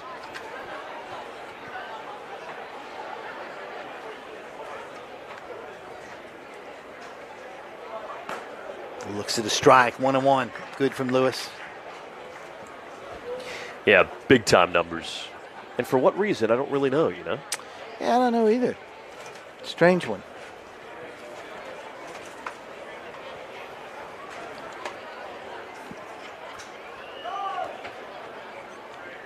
Time called. A lot of time being called tonight. When you're younger, jersey size usually correlates to jersey number. Mm. And I can tell you that Jacob Robson is not wearing a XL there, yeah. Not a huge guy, not a small guy, but not huge. I'm glad you said that. And Jacob Robson can come confront you in the hallway. Yes, I'll wear that one. Like Steve Kent. And I will allow you one free pass, like a hall pass. You can throw me under the bus on that one. Nah. Having a laugh. Steve Kent, great. Real gentleman. Super nice guy. Great family as well. His family's been hanging out for a while, too. Yeah. Whew. Another one that just misses. 3 balls and a strike here on Robson. I think that these guys would have been teammates for a little while in 2022, Thorpe and Robson. I could be wrong on that, but they were both part of that Kansas City team. This is way outside, so third walk of the night. Robson heads down to first. Vincelli Simard heads down to second. And Mike Jarvis, 1 for 2 tonight. Singled in the third, flew out in the first. Steps in, and he's a dangerous hitter. Well, we talked about it off the top, but this isn't a coincidence that Sydney has worked counts all weekend. They've got the third most walks in the league coming in, the second most pitches per plate appearance. And there's not a massive variation. Each team in the league north of 3.7 in that, and nobody above 4, but still gives you an idea that they've been patient all season long. It's just a matter of actually swinging the bat where they've had the biggest problem. That's 2 quick strikes on Jarvis. Good chance to get him out here. 2 men on, 2 outs. Top of the 4th inning, and we're tied at 2.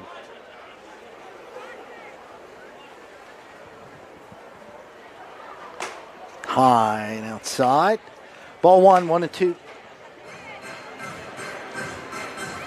I've seen a couple of these two where Louis quickly jumps ahead, but you're trying to get Sydney to chase on the edges. And it's been a patient lineup all season and all series as well. It's part of the reason why the Aces have used as many arms as they've used. That's low in the dirt, 2-2.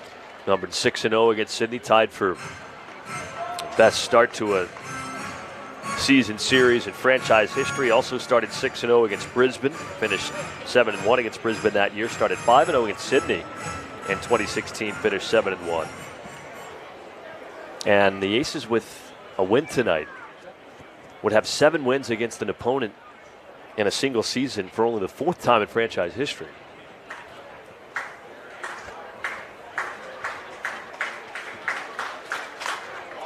Fouled away. We were talking about this before the game, too. One of those instances was 2020, 2021 against Canberra, where they were playing Canberra all the time, and even some of the Aces players were playing for Canberra, so because of the COVID season, it was just weird. Tried to cobble together some games. Yes, so they played 13 times that year, and the Aces went 9-4 and won the Claxton Shield, but that is somewhat of an asterisk. Yeah. The other two, Sydney and Brisbane, going 7-1 in 2016, those are very real. Fouled that off his foot, I think. Yep, and some pain. 2016, 2017 to be specific, so that's stretched down. Yep. But I had this nugget for you as well, Ed. The Aces have never swept the season series of 4 or more games. They have had a couple of season series in which they went 4-0, but it was just one 4-game series that they swept. Right. So they never have swept a season series with multiple series. And in ABL history, only one time have 2 teams played 8 or more games against the other, and a team swept. That was Brisbane going 8-0 against Sydney in 2017-2018. So if this feels unusual, it is. Yeah. Here we go again. Count still 2-2. And that is popped up down the right field line. Dale is over. Bird is back. Dale sliding. What a play from Jared Dale. Huge out to end the inning.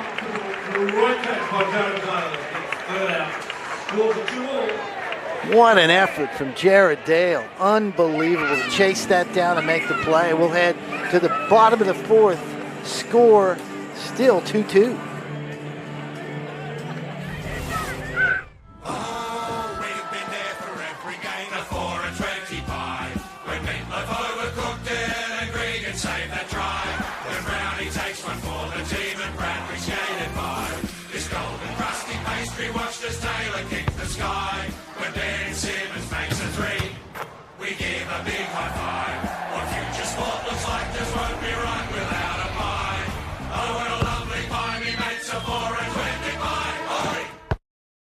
There's an unseen thread woven into the fabric of all Australian homes. It's our way of life. Sun-kissed days, afternoon storms, and memories shared with those we love. It's messy, but you bet we make it work. In the end, it's the simple things that make an Australian home home. And what did the trick then? Still does the job now. Hills, Australia's trusted clothesline since 1945. Welcome back to Melbourne Ballpark. Ed Wyatt, Michael Dixon with you. Look at some of the gentlemen up on the party deck, and there are a couple of fans in those sort of luxury box seats that you get along the third and first base sides. Fans in the crowd, young Victorian player. They were honored giving their hats before the game. We're in the bottom of the fourth inning. 2-2 is our score. That cold beer looks very, very good right now, Michael, I must say. Easy sport. Oh, I would. Just kidding. Incredibly professional, as you well know. I don't necessarily. But it does look good. Yeah, it does on a nice, warm, humid evening like this. I'll say this. Blessing in disguise with the clouds that came in, because the sun out earlier today with that heat and humidity, that was quite warm. I can imagine. So that cooled things off considerably, and I think it's actually a fairly comfortable night here at the ballpark. Here's Greg Bird. Takes a strike. He grounded out his first time up. Speak for yourself, as I'm sweating over here in the corner with no benefit of the wind blowing in here.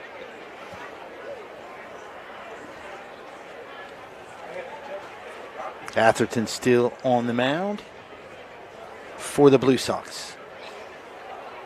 There's a breaking ball that's into left field.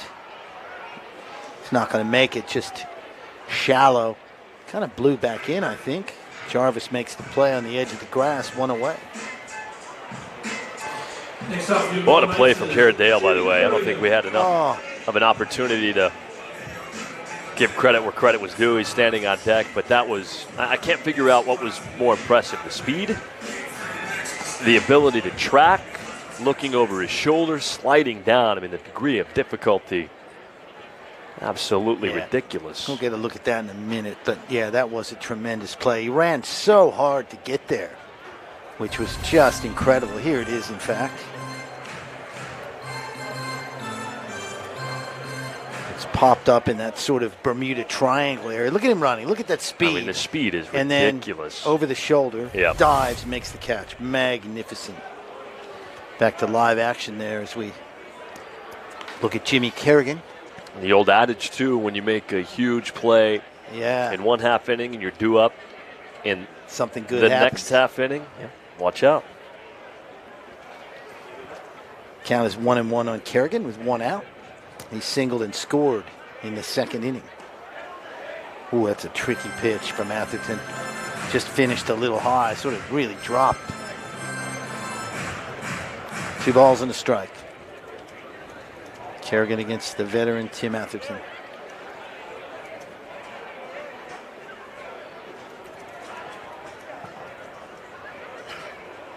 It's lined sharply to short, knocked down by Jarvis, but can't make the play. It's a 2-for-2 night for Jimmy Kerrigan. And it's not a mistake either. That was another hard hit ball. You can just hear it. He's swinging a hot bat right now. He sure What is. an addition. Tough play for Jarvis, who's quite a good shortstop in this series. Tough error charged to him on that play that scored Melbourne's run in the second, but does a pretty good job keeping that on the infield. Who knows if he gets by him, perhaps rolling into the gap. If Kerrigan can turn that into a double, I doubt it, but no questions asked. Throw back to first. Kerrigan gets back. Jared Dale flew out to left field his first time up. Really playing well at the moment, both in the field and at the plate. He's a good, solid ball player.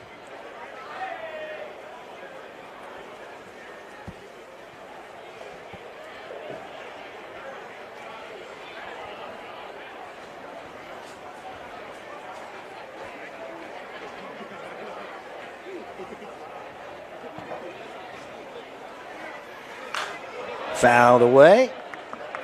1 ball, 1 strike.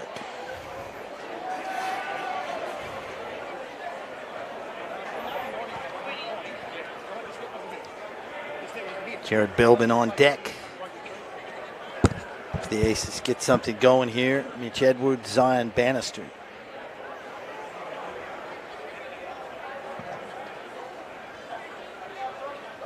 Runner going. Lined into left field for a hit. Little hit and run. Didn't really benefit as it was sort of weakly hit in the left, but it doesn't matter. Jared said before the game, I said things are going pretty well, aren't they? You're in a bit of a groove. He said, I'm just getting my little hits here and there. It's all it takes, man. Like I said a couple of nights ago, so long as this is continuing, let it ride. And got to put the ball in play. Talked about this earlier in the season, but the strikeouts were a small issue for Dale when he first came back. Of course, the timing, he missed the first couple of rounds. It's always going to be somewhat of a struggle, but it really has been fun to watch Dale go about his business. And even if the hits aren't of the highest quality contact-wise, they're still hits. That average still well north of 300. He's making some great plays defensively. What'd you say the other night? No pictures on the scorecard? Absolutely no pictures on the scorecard. Here's Jared Belbin now with 2 men on. 1 out.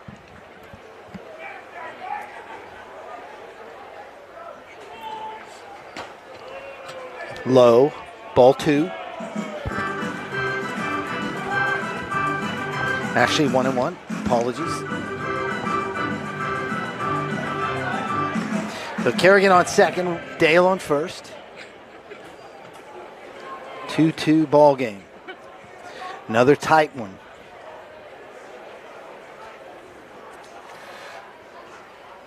Breaking ball fooled Jared on that one. So 1 ball, 2 strikes. Good pitch from Atherton.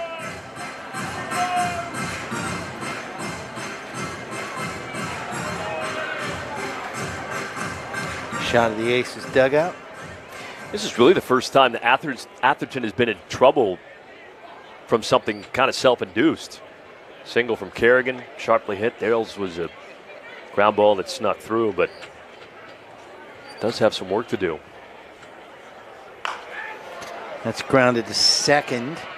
Wiley's going to flick over to first for the out. So 2 outs. Runners move along. So runners at second and third with 2 outs. Yeah, not the worst result right there. A slow ground ball that at the very least moves both runners. And now parent scoring position. Let's see if one of the hotter hitters in the ABL, Mitch Edwards, can come through. Yep. Saw him in batting practice with power to right field, as you'd expect. Hit a couple over the fence, but also can drop them in down that left field line like he did last night. So a very wily hitter. That is low. I mean, you've got to say at the moment, you don't want to say most valuable player. That's not fair to say, but he's as valuable as anyone at the moment. Yeah. The way he stepped in. Yeah. Oh, yeah. Needed a catcher. He's delivered behind the plate and at the plate. Yep.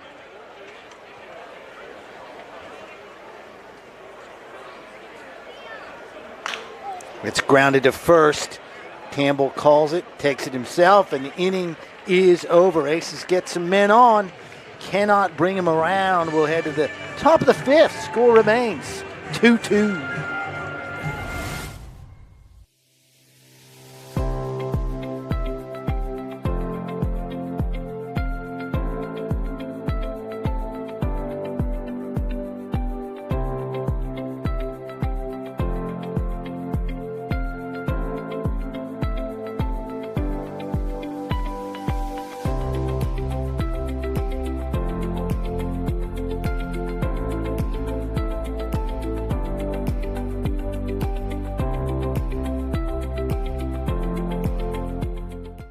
All-Star Access Hire are your access equipment specialists.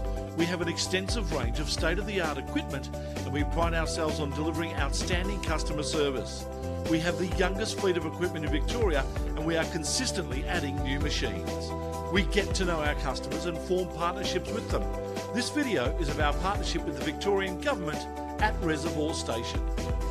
All-Star Access Hire are proud sponsors of the Melbourne Aces and our All-Star Bar. Welcome back to Melbourne Ballpark, top of the fifth inning. And as you know, the fifth inning is brought to you by Crew Fitness and Performance with a more than vision. What drives the Crew team and its members is a dedication to community and an eagerness to be surrounded by a personal growth culture. So stop into their location, the one in Braybrook or the one in Hoppers Crossing, to see for yourself.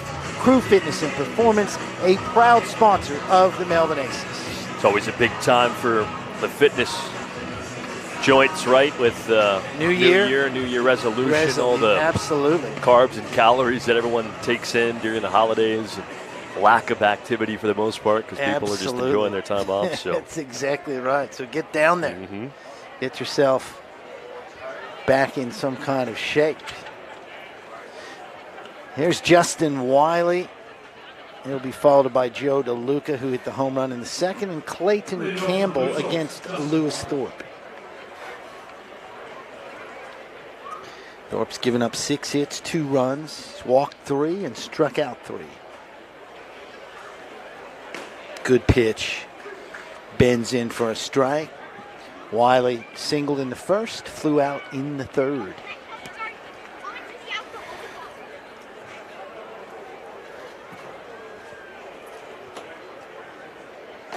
That's high, ball 1-1. Thorpe up to 87 pitches, so he's getting up there already. You'd love to get through 6 if you can, but that would obviously require a pretty quick and efficient fifth. Nobody up right now in the bullpen just yet, at least nobody throwing.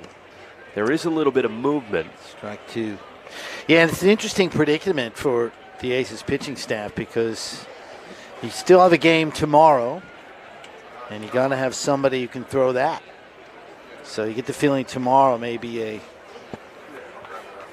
you get an inning, the Oprah pitching staff. You get an inning and you get an inning. That's high for a ball, 2-2. Well, the absence of Steve Kent this series obviously hurts in a big way. Hopefully Kent back soon. Yeah, no doubt. And he's usually the guy that gives you 5, 6, right? It's a tough grounded. Glendenning Fields easily gets rid of.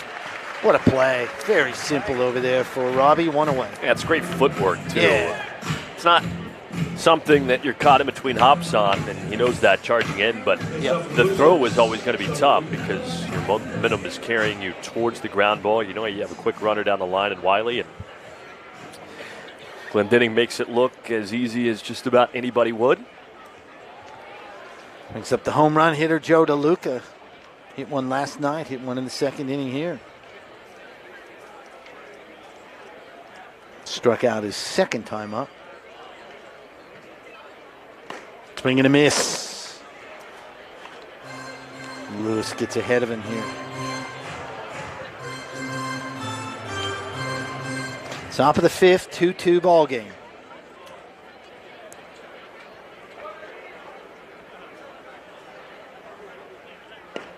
Good breaking ball. 2 quick strikes on DeLuca.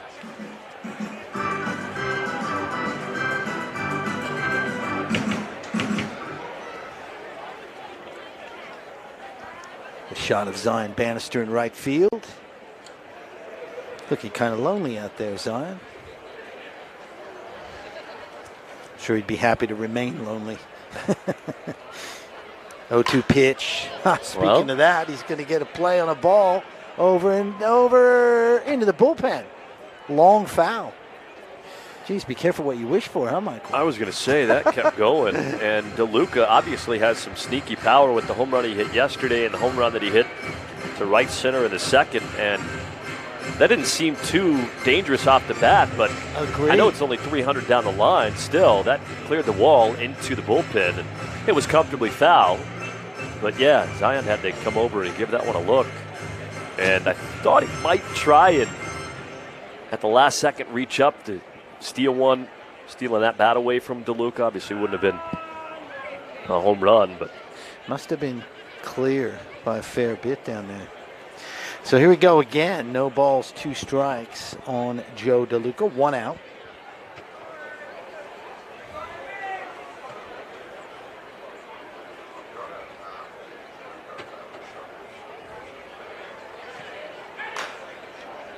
Slow roller foul. That would have been tough play if it stayed fair, but it doesn't. Man, how many 2-strike foul balls have we seen from the Sydney hitters this week? Should have been keeping that stat.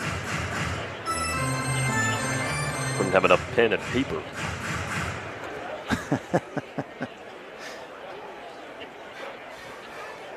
And we'll do it one more time, at least. 0-2 pitch. Grounded foul.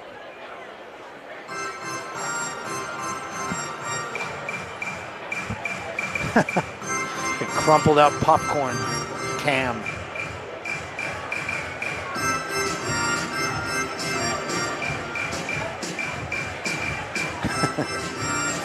Great show. It's like he's salted out almost. Just kind of keep pressing repeat on this. Here we go again, the 0-2 pitch. Mm-hmm. And that's in the dirt. So now it's 1-2. At least I don't have to say the 0-2 pitch again. You know, I know pitching staffs have had a lot of success against Sydney this year, but I'm sure that Melbourne will be thrilled to move on from this series just based on how frustrating these hitters have been to put away. Very true. 1 ball, 2 strikes. Thorpe to DeLuca. And that's hit in the air down the right field line. Here comes Dale again. Bird's over. Bird very casually just takes the over the head, over the shoulder grab. Easy. Like you can tell he's played in the big leagues before. I mean, goodness. How easy was that? Got to a point where you could tell that Dale, after making that outstanding catch in foul ground in the 4th inning, he was coming over to give it a look, and he slowed up. Yeah. And I was a little worried that because Dale slowed up, no one was going to make that catch just based on the body language of Craig Bird, and it's about as casual as it gets, man. Ho-hum. Easy play. Here's a tough play for Belbin. Nope, makes it easily. Throws to first. Bird with a stretch. Gets there. How about that? 3 up, 3 down. Good stuff from Lewis Thorpe. Here's a quick little replay of that from Belbin to get Campbell at first. Nice stretch from Greg Bird. 2 great plays from Bird. We'll head to the bottom of the 5th. Still tied at 2.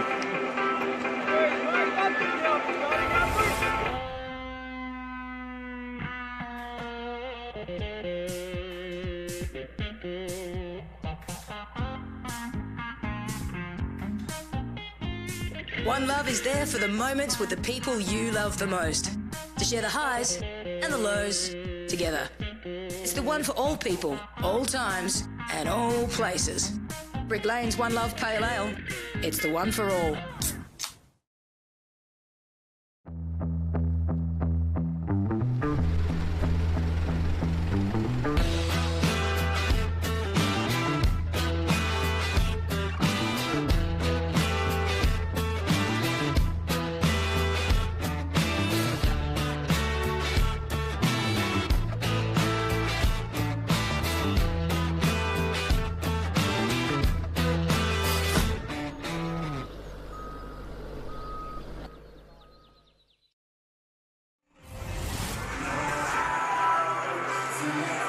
Welcome back to Melbourne Ballpark. Ed Wyatt, Michael Dixon with you. Aces dancers entertaining the fans here. Big crowd on a hot Saturday night in Melbourne. Man, taking a swig out of a beer bat. Not much better than that. That's Tim Atherton, veteran pitcher for the Sydney Blue Sox. He's done a very nice job here. In fact, each pitcher has given up 2 runs on 6 hits. So very close game, 2-2. Tight, as was yesterday's game. Sydney's been more than a match here for the Aces. Yeah, it's been a frustrating weekend, I think. Obviously, to come through and win both is huge, and closing in on a playoff appearance. And we're closing in on knowing the 4 teams that will make the postseason, but still, Aces have had to scratch and claw, and specifically the pitchers have had to work around some trouble, a lot of it, and obviously give the Aces credit for doing all of that, winning the first 2 games, and it's anyone's game. We're halfway through here in the 3rd game of this series. There's a big bending, breaking ball, strike 1 on Zion Bannister, who leads off here. Then it'll be the top of the order, Aaron Whitefield and Daryl George. Zion called 3rd strike, looking in the 2nd inning. Thinking about laying down a bunt, looks at a ball, 1-1.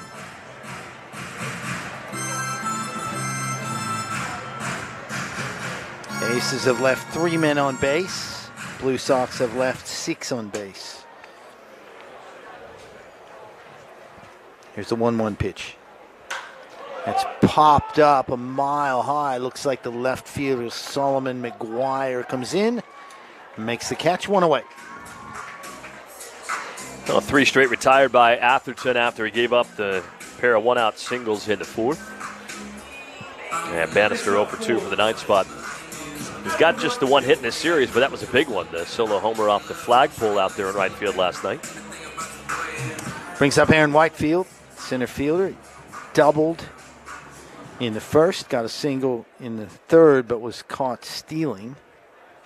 Scored in the 1st on that sac fly from Daryl George. First pitch is a strike. Whitefield not convinced it was such, but not going to be able to do anything about it. 0-1.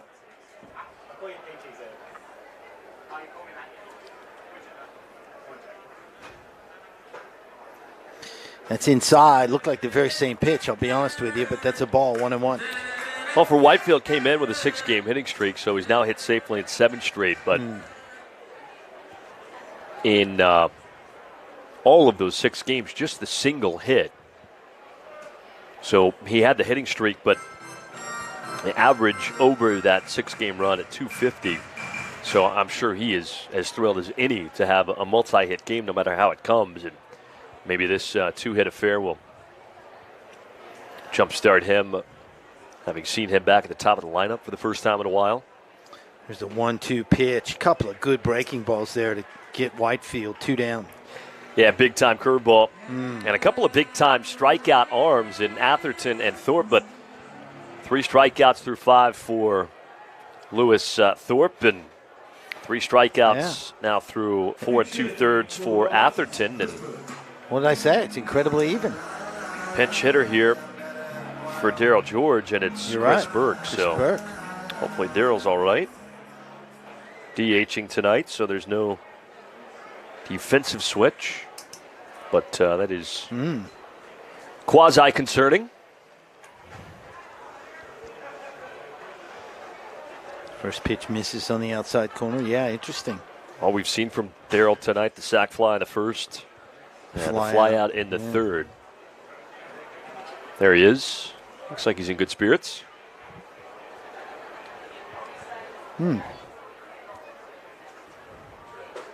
That's a strike. Good pitch. 1-1. And we've seen this a little bit too. Giving guys a breather halfway through a game, or maybe a defensive replacement or a pinch runner, pinch hitter, 7th, 8th inning, but haven't seen it this early. Misses on the outside corner, 2 balls and a strike. There is our fearless leader on the left in the tie, the great Justin Huber. Former big leaguer with the Kansas City Royals. Clearly working hard. Oh, yeah. He's the hardest working man in showbiz. But not according to that shot.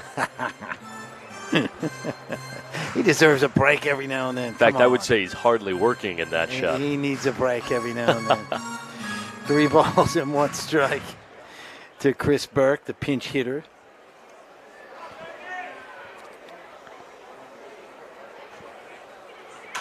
It's fouled away.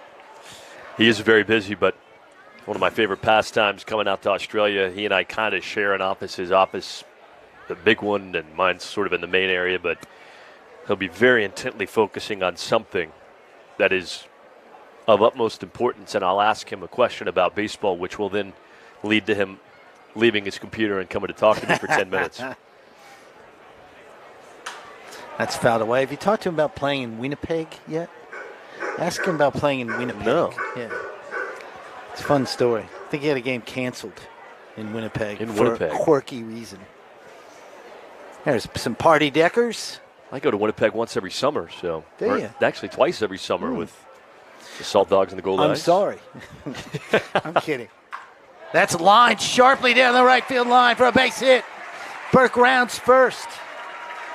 DeLucas got it in the corner, and Burke is in with a stand-up double.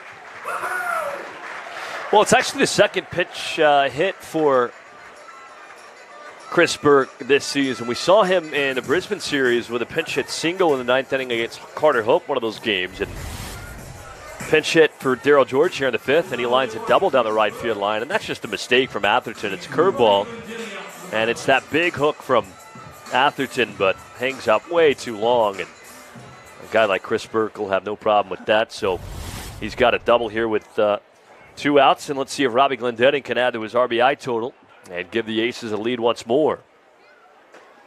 Breaking ball in for strike 1. Chris Burke is just one of those guys, Michael. He's just a good ball player. Yep. You know what you're going to get from him. You plug him in different positions, stick him into pinch hit. He can start. He can come off the bench. Just one of those guys you love to have around a baseball team. So 0-1 to Robbie with 2 outs. 2-2 game. Oh, it's a strike. Framed well by Hendry. That was an incredible framing job. Well, Burke, too, it's not really a platoon because a platoon is typically similar position, lefty-righty, but with Belbin trying to get back to 100%, you're kind of seeing a mix and match every other day with a couple of left-handed batters in Burke and Belbin, so that's why Burke had the night off. Belbin starting at 3rd. Swing and a miss. And that is great work from the veteran Atherton as he quells the riot here in the bottom of the 5th. We'll head to the top of the 6th on Aces TV. Melbourne 2, Sydney 2. Aussie gardeners are best served by Aussie tools, built specifically for our unique environment and conditions. Back in the 1890s, Leonard Chambers and William Thompson started a beekeeping supply business in Melbourne. Little would they know that their company would go on to change how Australians garden for well over a century. Cyclone is ingrained into our country's history and our way of life. Our tools are long-lasting and purpose-built for hard work. We've been making quality tools for over a century. They last that long, you can hand them down to the next generation. Good, quality, honest product that the Australian people have grown to love. It's not an Aussie shed without a Cyclone. My biggest takeaway of being here for 34 years is just sense of pride in the product. Australians buy good products.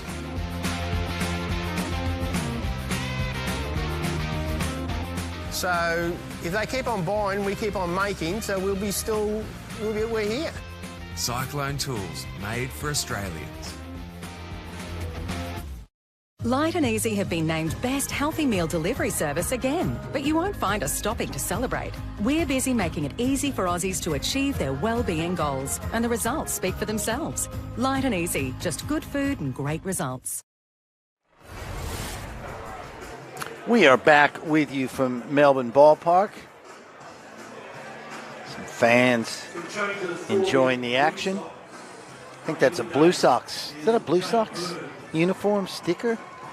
I think it is. We've got some Blue Sox fans in the house. Good to see. You don't always get a lot of traveling fans in the league here, but good to see. 2-2 is our score, top of the 6th inning. That was a cool jersey. It wasn't bad, was it? Sydney's got the jersey game down. Yeah, I like it.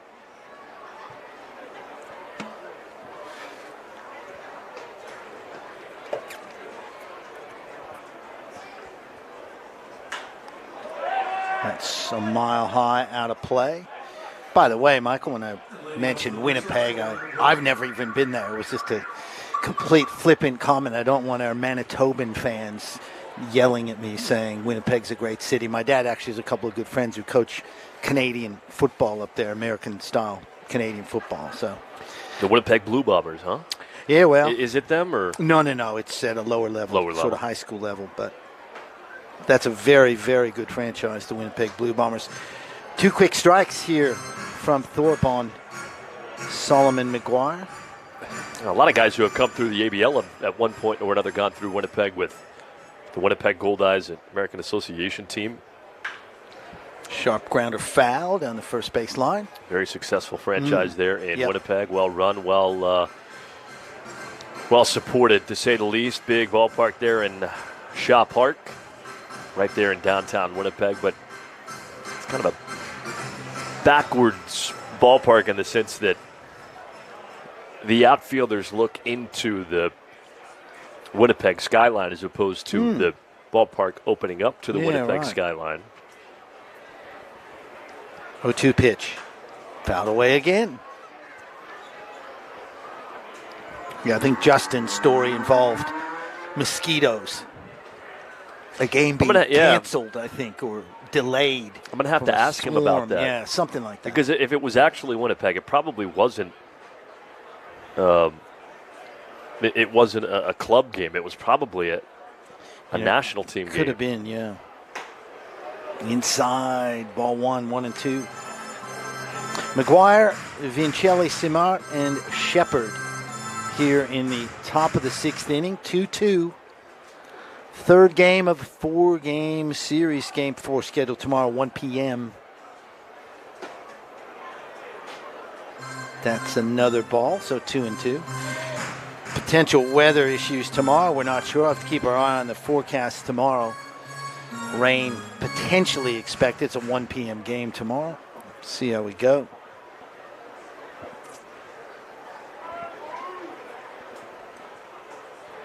Two-two pitch. Thorpe to McGuire. Grounded sharply to second. Jared Dale over to Greg Bird. 1 away.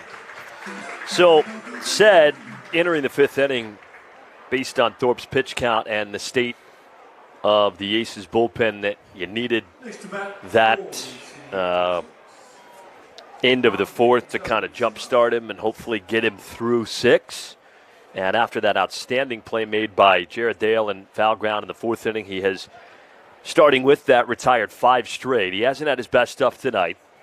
3 walks, 3 strikeouts, but here comes Peter Moylan to chat with him, and the Aces do have a right-hander up and warming in the bullpen. Not sure who it is, or is that a righty? It's actually a left-hander, it looks like. Tough to tell, kind of dark there in the corner, but we'll see with Vincelli Simard coming through. If Thorpe can get through the rest of this 5th inning, it would be a huge boost for the Aces and that pitching staff. That's hit into left field. Base hit. 2-hit night for Vincelli Simard. Injected into the lineup late, and he's delivered. A sharp single for him. That pitch thrown by Thorpe was his 99th. Remember, he threw 106 his last time out. That was through 6 innings. And if he can battle through once again and get through 6 tonight, that would be huge. We've got a pinch hitter now for the Blue Sox, Jake Burns. steps in place of Zach Shepard. Burns, a 20-year-old who's in the Cardinals organization. Part of the Australian under-18 team, 20-year-old.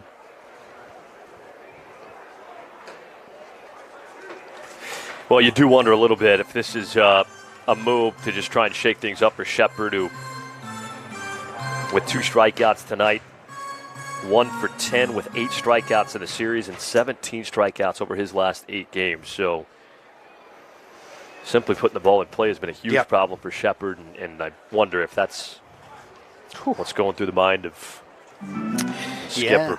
And it'd be interesting to see who goes to third in place of Shepard. Again, we haven't seen the Blue Sox too much, so not sure who will head over there and play third base, but we'll see soon enough. Swing and a miss. Burns has had a very difficult time this year. You mentioned his experience in the Cardinals organization. Similar path, actually, to Chris Burke. As Burke was signed with Kansas City ahead of the 2020 season. That hit him. It hits him. Oh. That is a mistake from Lewis Thorpe. So 2 on with 1 out, and that's the end of the line for him. So we can't get through that 6th inning, and John Diebel comes out. The Aces go to the bullpen. It's a punt 1-2-3 pitching change. We'll take a quick break and be back to update you after this.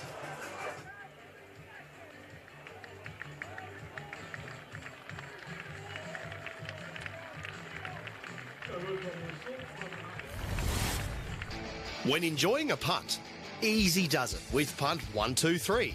Punt123.bet is your home for all your punting needs with same race multis and same game multi options, including daily promotions on all the major sporting and racing events. It's punting made easy. Get in the game with Punt 123. Visit punt123.bet or download the app today. Gamble responsibly. If gambling becomes an issue for you, call 1-800-858-858. Light and Easy have been named Best Healthy Meal Delivery Service again, but you won't find us stopping to celebrate. We're busy making it easy for Aussies to achieve their well-being goals, and the results speak for themselves. Light and Easy, just good food and great results.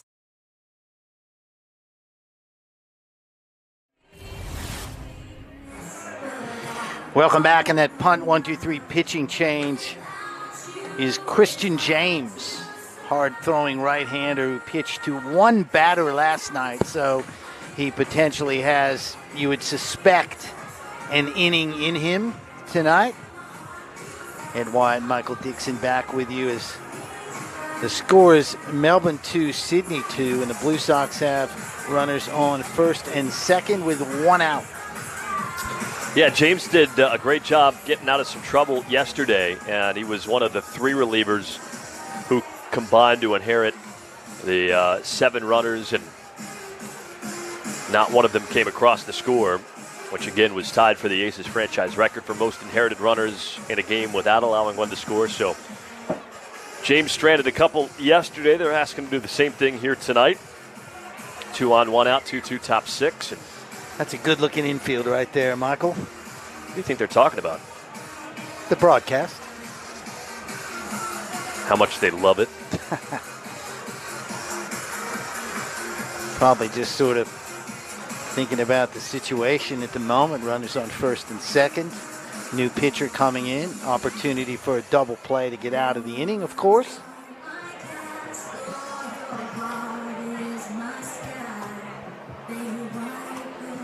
Oh, they're a great crowd, man. Yeah, it's been amazing. Can't say enough about the really support has this been. year. Yep. A big thing, the membership sales are great, but the walk-up sales are what have been outstanding this year, and we saw that last night. They weren't anticipating nearly as big a crowd as ended up getting last night because the weather was good and so many people decided, hey, let's go to Melbourne Ballpark. Let's go to a ball game. And we've got a ball game. Vincelli Simard on second. Burns on first. Wyatt Hendry up. He hit a home run in the third. And sharp liner to third in the fourth. So he's seen the ball well. That's fouled back. And one thing about James, he just kind of comes in and throws smoke. Just kind of gets it done. Not a lot of fanfare, not a lot of fancy stuff. He's a very good pitcher.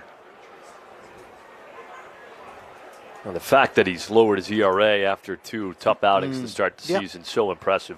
Yep. It's grounded sharply foul. I think you could say comfortably that Christian James has been one of the best relievers in the league this year because the numbers don't tell the whole story. When you give up a lot of runs early, it's going to take a long time for that ERA to come down. We've seen that, but Christian James, a sub-1 ERA in December. He's been good here in January. But I feel like a broken record, too. There really hasn't been an Aces reliever who has struggled. All the guys who come in have great numbers, and they've pitched well. 0-2 pitch in the dirt. Ball 1, 1-2. 1 out here in the 6th inning.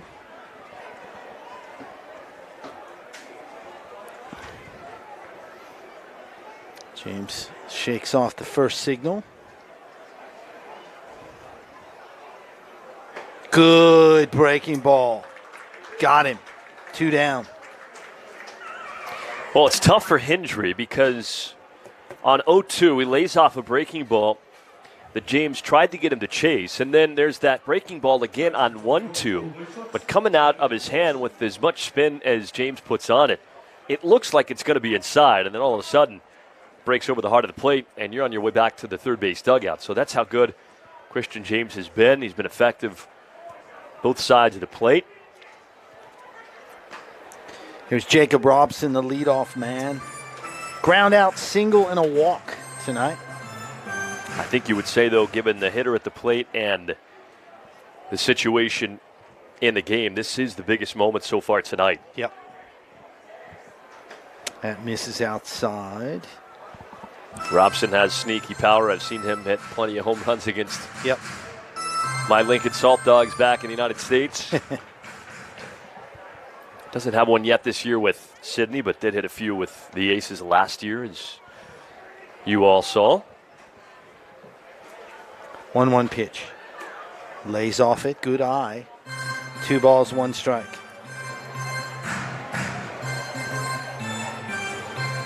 So Lewis Thorpe goes 5 1/3 innings. Christian James now on trying to put out the fire.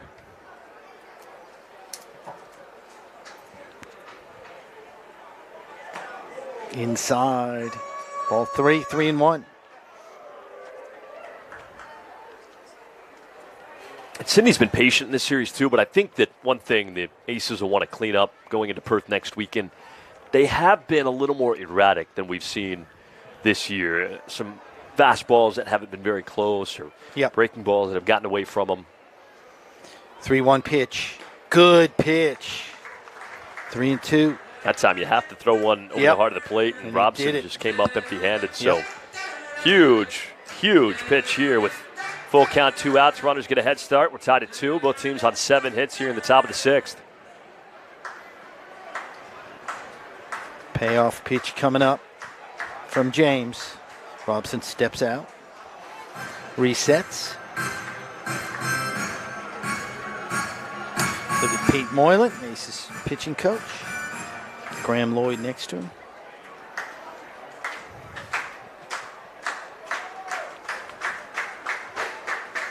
Here we go.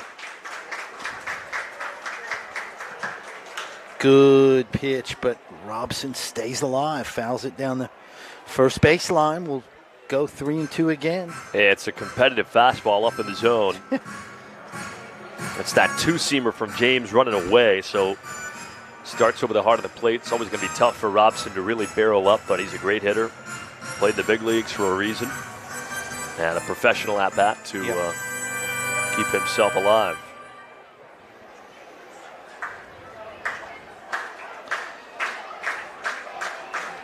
Runners go. Inside, ball 4, bases loaded. Yeah, Robson's been a very difficult out.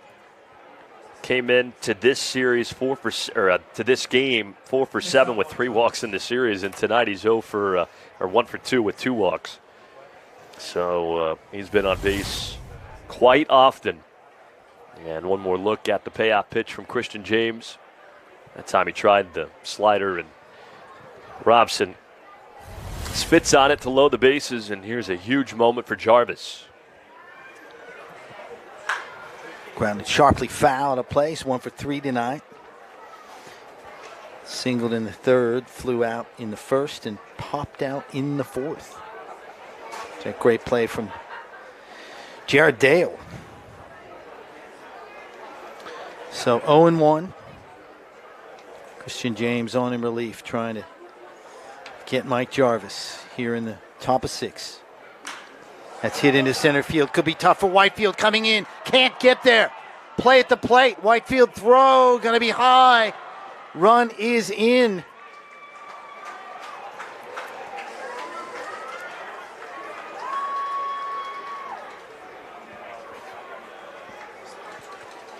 In fact, the second run is in. So 2-run score on that sort of bloop single there from Mike Jarvis. Yeah, the problem is you're playing with fire. And before that pitch, two-seamer that runs over the inside part, Jarvis fights it off, flares it. No one can get it in the Bermuda Triangle. And the Blue Sox have taken the lead for the first time tonight. But before that pitch, the Blue Sox had left 29 runners on base. Wow. Through what was basically 24 and 2/3 inning in this series. So after a while, when you have that many opportunities, you're probably going to break through eventually.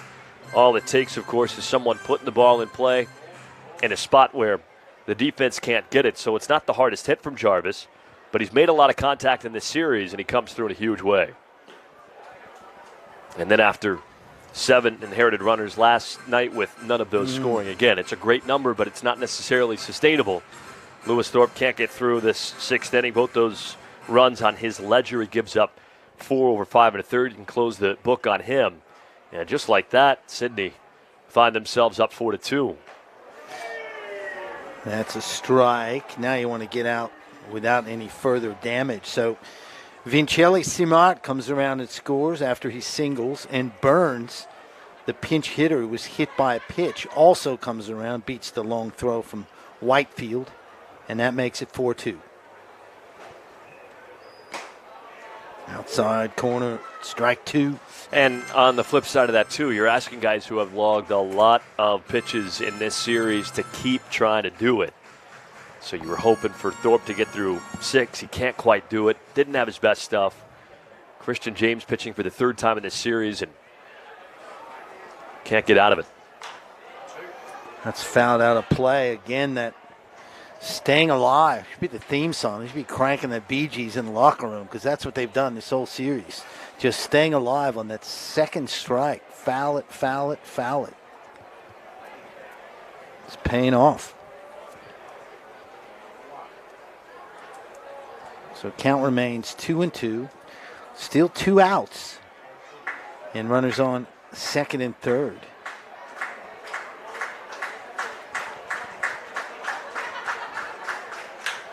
That's grounded to Dale. He'll make the play. Throw to first. Out of the inning. But not before Sydney. The Blue Sox get 2 runs, and they will take a 4-2 lead into the bottom of the 6th inning. Back after this.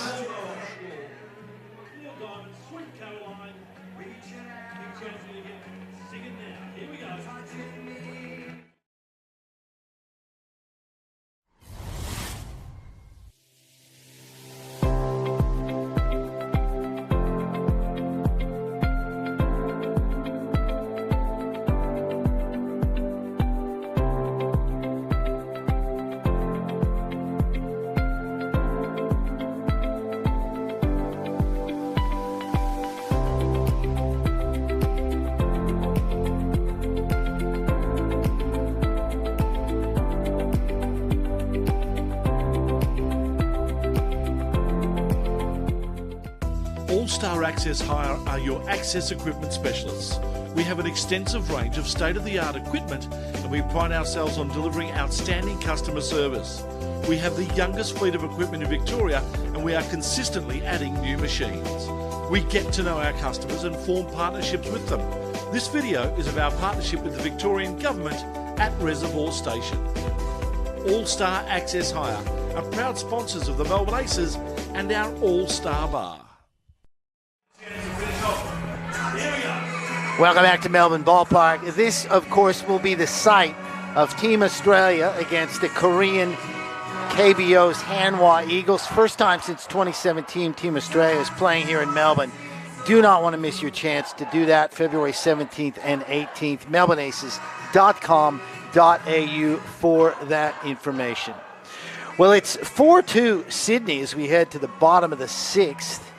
And we do have a punt 1-2-3 pitching change. Chris Rope is coming on to take over for Tim Atherton, who goes 5 innings, gives up 6 hits, 2 runs, 4 strikeouts, and don't believe he walked a man.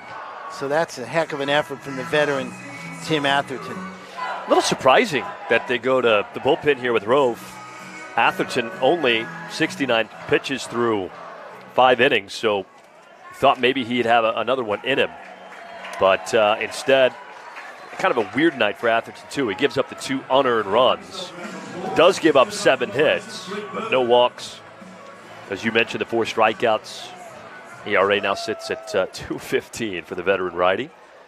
And so now it's a bullpen game on both sides, and Greg Bird leads off. And that's hit hard. That's hit really hard.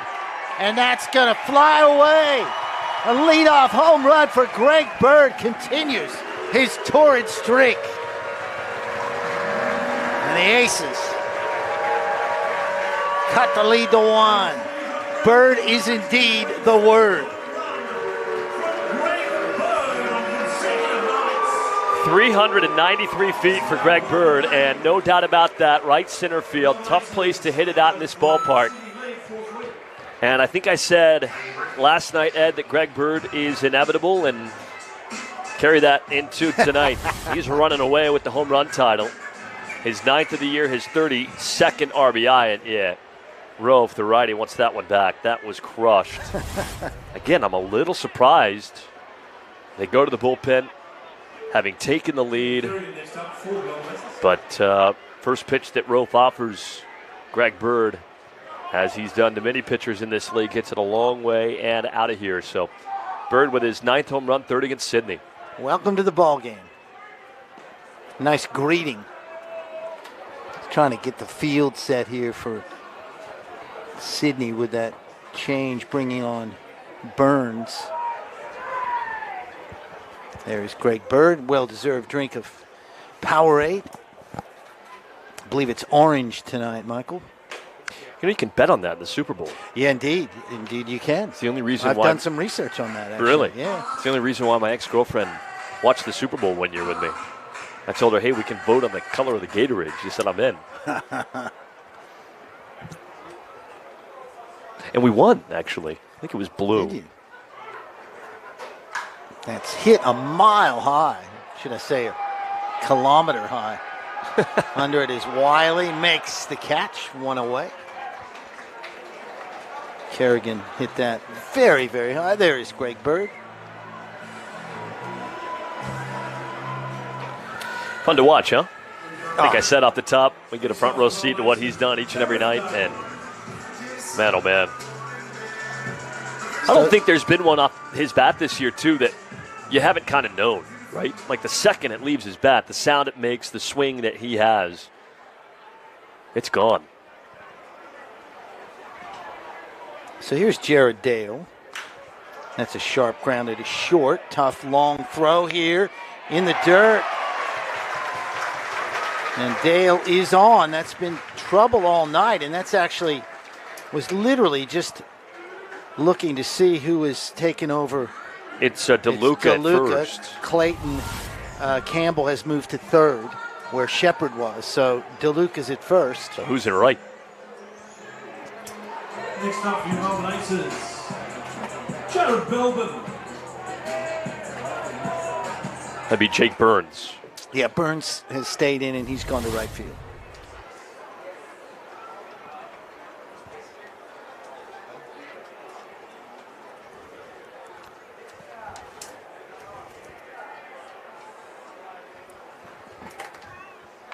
That's sharply hit, just foul down the first baseline.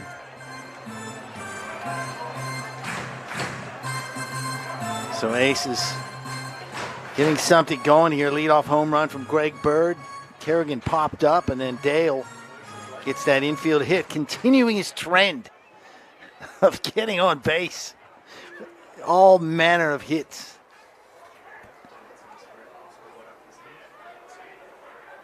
One pitch to Belbin. No, throw back to first. Keep Jared honest.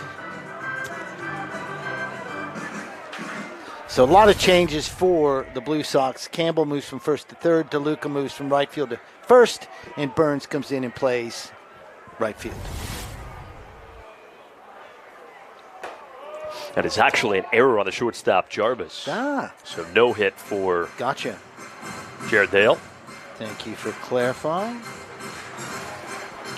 Tough play, but once he got there, the throw did elude DeLuca and allow Dale to reach. So he's had a few issues over there. Dale feigning the steal. 2 balls and 1 strike. And you must admit, too, that the scorers in this ballpark have an extremely difficult job because there is no replay for them. Well, they could ask us. It's also a bad idea. 2-1 pitch. Fouled away. Nice grab by Mitch Edwards in the on-deck circle. 2 balls, 2 strikes. Amazing things about being in a Major League press box during a game is seeing where the official score sits and the 7 different angles that they get. It's unreal, isn't it? You don't talk to them. You don't gesture at them. You don't say, hey, you do not talk to them under any circumstance. Runner goes. Here's the throw down. It's another really good throw from Wyatt Hendry. Nails Jared Dale. That's the second throw that Hendry has just put right on the spot. Well, it's very similar, I think, to when Whitefield was caught stealing in the third. I don't know what it is. And DeLuca is kicking around the dirt there by the bag at first. But it almost looked like Jared Dale slipped. Just enough to where it prevented him from getting a good jump.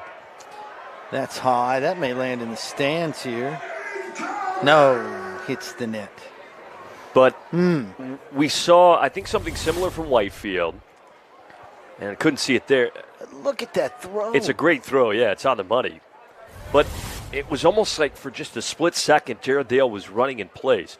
And there was a play earlier in this game by Campbell at first when he took it himself, but I had mentioned that I thought he almost slipped as well in that same exact spot. And there's a walk to Belbin. Might be worth chatting to Dale about that tomorrow and seeing if that indeed is the situation. It's just been really tough, it feels like, we've seen a lot of base stealers get caught at this ballpark in 2023, and it just feels like we get another look at that pitch. Two-seamer sailing away. That's the first walk of the night. It is. Given up by the Blue Sox. That's the end of the line for Rofe as How well. about that? It just feels like there's something to it.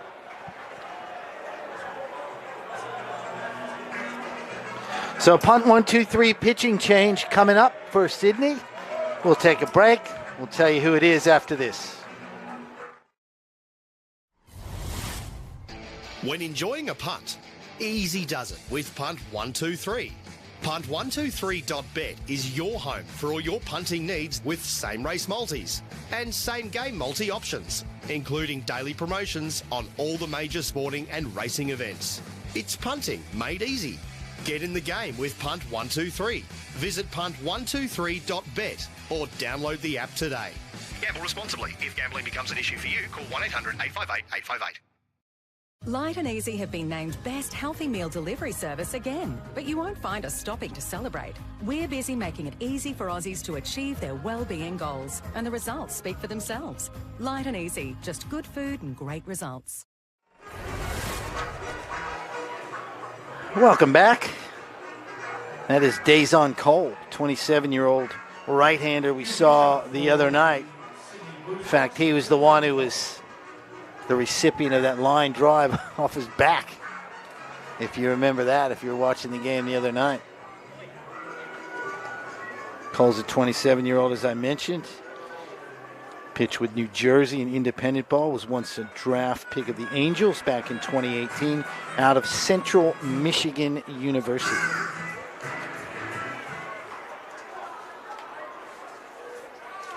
So 2 outs.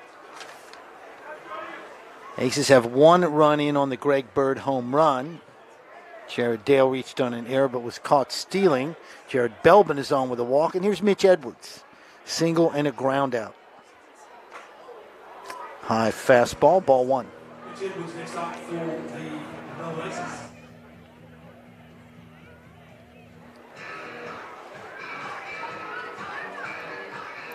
Score is 4-3 in favor of the Sydney Blue Sox.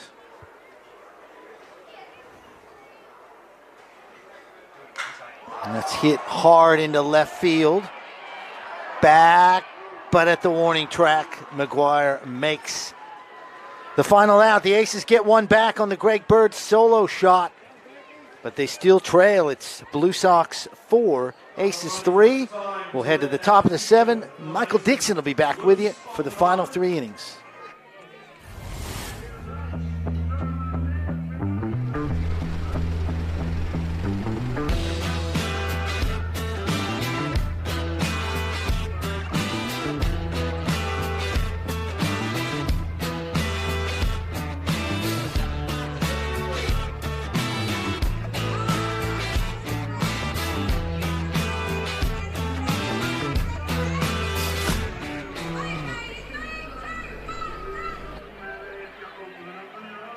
When enjoying a punt, easy does it with Punt 123.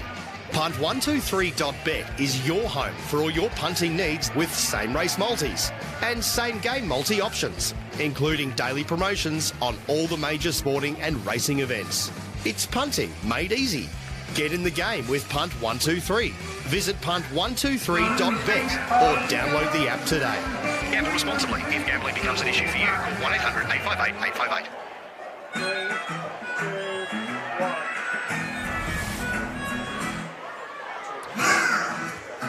Well, the remnants of tonight's Diamond Dash, which is always chaos, controlled chaos slightly. 1,783 in the ballpark tonight. So my prediction of it being the largest crowd of the night, not quite there, but pretty close. Only about 50 shy of what we had last Saturday. Cameron Gibbons on the mound. And the right-hander takes over for Christian James.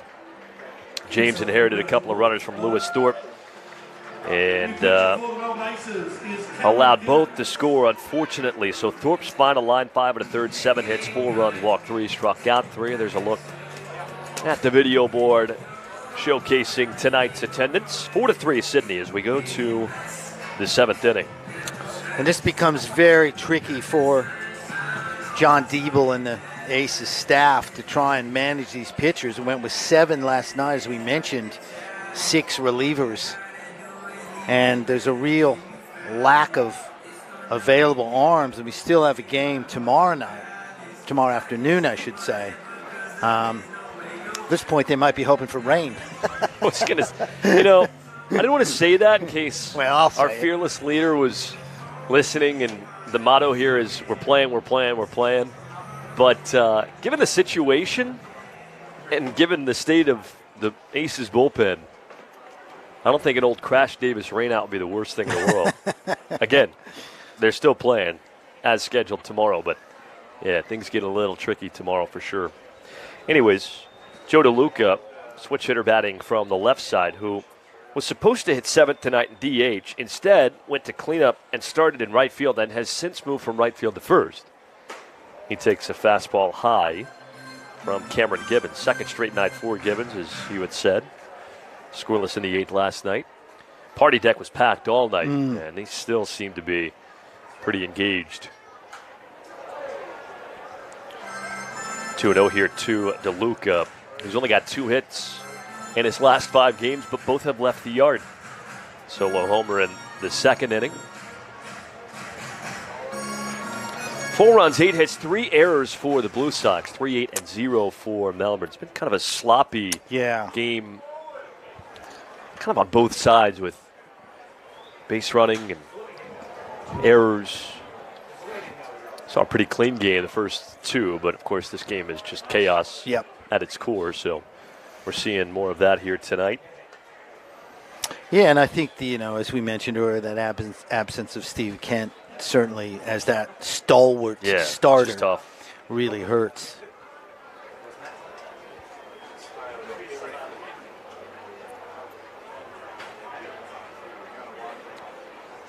One, 2. Swing and a miss. Very nice. Very pretty breaking ball from Cameron Gibbons, and there's one out in the 7th. Next up, Sonny Campbell. Well, Sydney strikes out quite a bit, second most for any team in the league, and that's as good as it gets from the righty Cam Gibbons. DeLuca down on strikes for the second time this evening. Here is Clayton Campbell, who started at first, has since gone to third, and tomahawks his bat down the left field line while the foul ball went way up over our heads. Looks like everyone's all right. And he's got a sticky up the handle. Someone's giving a bit of lip down there. I don't know. I think that might be a Sydney fan. I'm not sure. I think it's good-natured. I hope it is. Maybe not. Oops. That just flew.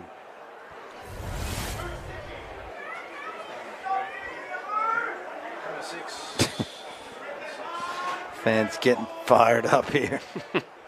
Here's the 0-1.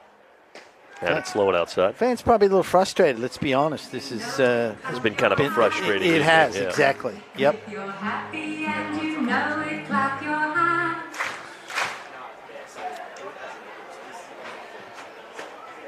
Inside from Gibbons. I'm just happy I got to call a Greg Bird home run. You've been hogging all the Bird home runs. Finally got to call one. Sit there and watch the highlights. It's you. No me time. Well, you know who controls the highlights, too. I'm just kidding. I loved your call of Bird's home run last night. I would say that the only one, actually, I want to amend a statement I made on them all being no doubters, because the one he hit yesterday was not a guarantee. But even then, he hit it out to deep right center field, which is a very difficult place to hit the ball out here. Don't let the dimensions of this ballpark fool you, because we face the coastline, so the wind comes in. Campbell with a walk, his second tonight, his 5th this series.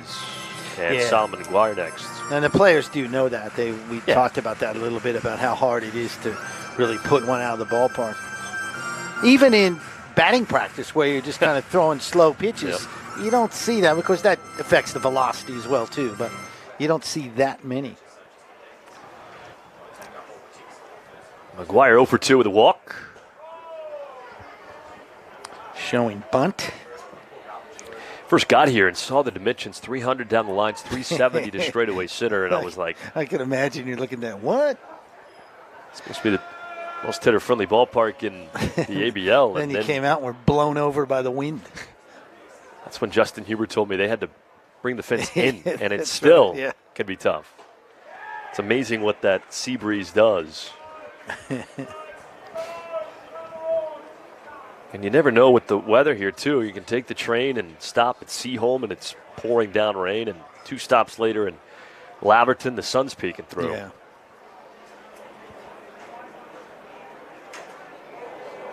Anytime you build a ballpark not too far away from a train stop named Seaholm, it's probably not going to be overly hitter-friendly. You're going to have some heavy air and wind blowing in. It's not like as long as you build the ballpark the way this one is oriented. It's not like Warm Springs or something like that. Palm Springs. Yeah, That's a hitter-friendly destination. Not Seaholm. Of course, we're not in Seaholm, but we're close enough in proximity to where it makes sense. 1-2. Fly ball in the air left field. Kerrigan on a gallop. And in fair territory makes the catch. Maguire retired. Nice job from Kerrigan there. Kerrigan has done a great job offensively, but he's played a very sound outfield, Agreed. too. Yep. Just a great ad.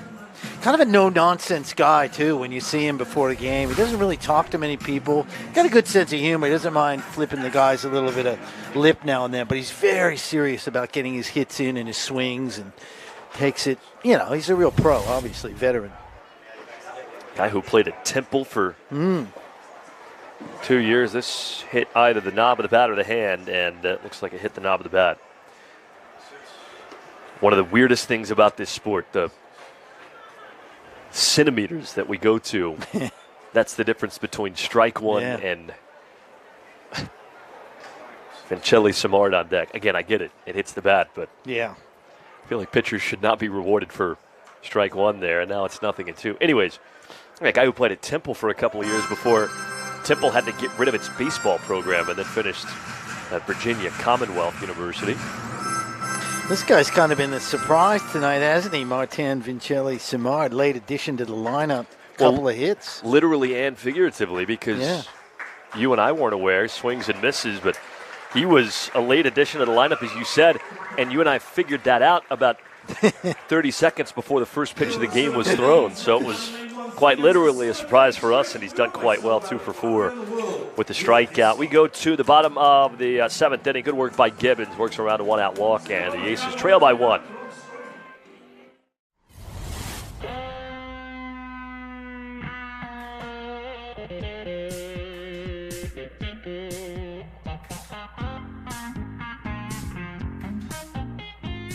One Love is there for the moments with the people you love the most.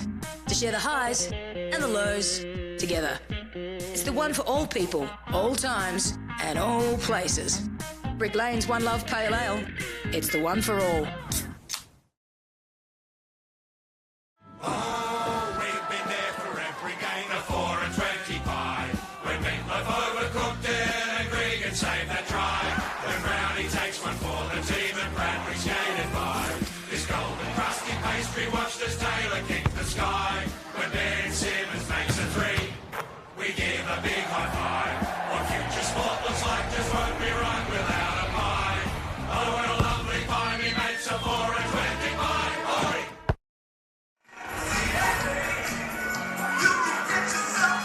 Now, folks, doing the YMCA as we go to the bottom of the 7th, and I know you guys are watching at home, maybe in the USA, maybe somewhere else in the world. I know someone tuned in a couple of days ago from Amsterdam or something like that. I can't remember, so a comment. But anyways, if you're in close proximity and you feel like you're missing out, well, that's because you are, and you should go ahead and think about grabbing an Aces membership. If not this year, think about it for 2024-25. They're actually getting the wave going with a crowd of 1,783 here in attendance. So Aces membership, great way to go about taking in Aces baseball for the season.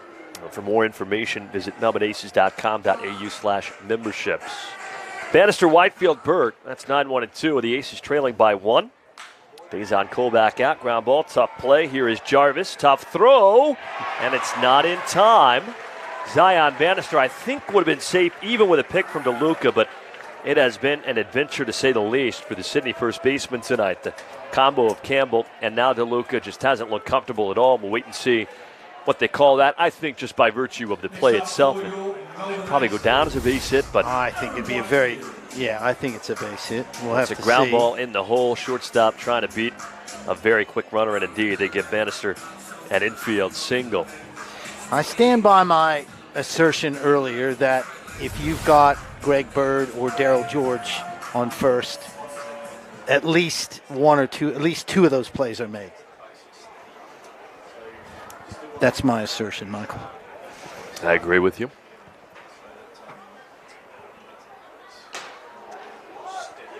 And not to pile it on, but DeLuca and Campbell, I don't think on the 4 chances they've had have even knocked the ball down. I think all 4 of those throws have gotten by them, if memory serves correctly. So it's been a rough go, to say the least. Whitefield with a ground ball to short. Diving stop Jarvis, but he can't get the ball out, and everybody's safe. Bad to worse for this Sydney infield. And what did I say yesterday? We've seen some great infield play. I was singing the praises of the infield. Real struggle tonight for the Blue Sox. We'll get a look at it again.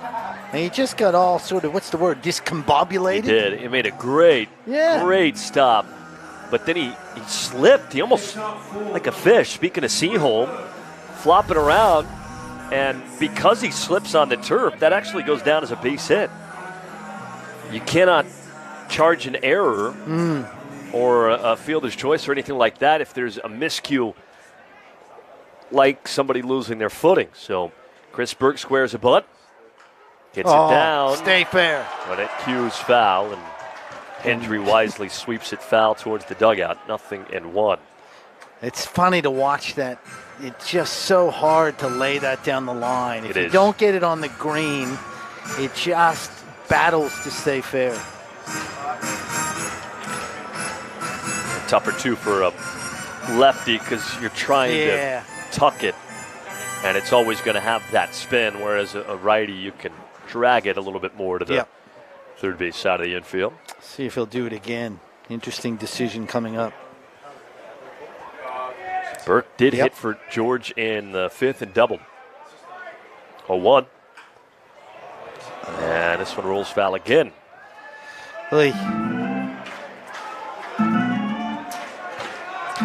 So now Burke will have to swing away with 2 strikes, you would think. Yeah. What a strange game it's been tonight. 3 runs, 10 hits for the Aces, 4 runs, 8 hits, 3 errors for Sydney. There's a look at the bullpen, nobody up and warming, which would lead you to believe that Cam Gibbons returns for the 8th inning. Now, the Aces do have one guy available who did not pitch yesterday, and I think John Diebel's holding him in the event that there's a high leverage spot with the Aces in front, and that's Joey Steele. 0-2. Check swing. They'll appeal. I don't think he went, and Kingo Iwashita says no. And that would mean probably Jack Enciando would theoretically start tomorrow, would be my guess. There's a nice shot. Someone getting at. Just don't put that on YouTube. Actually, feel free. Yeah, I don't think anyone's going to come out there. This gets away. Both runners stay put. It is Bannister at second and Whitefield at first. Faison Cole trying to tiptoe around a jam and keep the Blue Sox in front. It was the 8th inning last night that the Aces put together a 2-out rally and scored 3 times to take a 6-3 lead. Held on after John Kennedy gave up 2 but got the save in the 9th. And Melbourne won it 6-5. It's a crazy series, this one. 2-2. That's tapped in front of the mound. Cole's got it. Only one play, and that's to first. So there's your bunt. Basically, for Burke, it goes down as a ground out. But he stepped to the plate with the intention of moving the runners. He did exactly that, and smart from Cole, too, not to try and do anything more than just get the out at first. So Robbie Glendening stands in. First base is open, but that doesn't matter. You've got the league's home run leader, Greg Bird, on deck. So Cole's going to have to attack Glendening hard right here. 4-3. In the bottom of the 7th with a tying run 90 feet away to go ahead run at second base. Glendening 0 for 3. 13-game on-base streak. High chopper to short. This is going to tie the game. Grabbed by Jarvis. Throw across in time. But RBI number 18 for Robbie Glendening, and he gets the job done. We're tied at 4 here in the bottom of the 7th. Yep, those last 2 at-bats really just did the job. Burke pushes the runners over, and Glendening delivers. And we're tied up, and here comes Mr. Bird. Let's see if Greg Bird can deliver, and they're going to go ahead and put him on. That'll draw some boos. You don't come to Melbourne Ballpark to watch Greg Bird get intentionally walked, but you absolutely understand what the Sydney dugout has to do with how much he's terrorized them in this season series. So 100%. Greg Bird with the intentional walk, and they're all having a laugh. A sign of respect, huh? Yeah, you got to do it. Have to do it. You ever want to get yourself down a nasty rabbit hole, go look up the Barry Bonds intentional walk stats. Those are pretty ludicrous. It's what I think about every single time I see a free pass. Of course, nowadays you don't actually have to throw the balls outside. Yes. But you walk Bird, and it makes sense too. righty on the mound, righty Kerrigan standing in. You've got first base open. Greg Bird has been so good this year and already a home run in this game. That's right. Left-handed batter. Go ahead and put him on and take your chances with a scorching hot Jimmy Kerrigan with 2 more hits here tonight. Jimmy Kerrigan clearing a 4-game hitting streak, 8 for 13.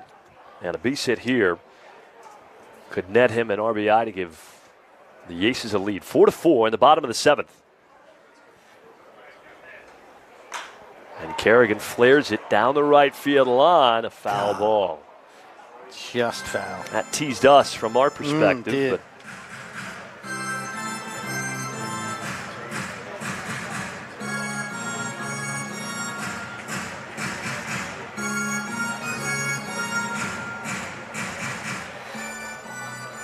another tight one from the ballpark. Kerrigan 2 for 3 tonight, trying to come through. The RBI he has actually came before any of the hits on this current stretch. It was an RBI ground out a week ago. 0-2. Let's up it inside. RBI ground out from Glendenning has tied this game at 4 in the bottom of the 7th. So Kerrigan's first Aces RBI came before his first hit, and he's only got 8 hits in 4 games since. Here's the 1-2. Popped him up. DeLuca over to give it a look. Foul ground. He makes the catch. That'll do it. Well, the Aces tie the game with a run on 2 hits, 2 left, and back to square one, 4-4 after 7.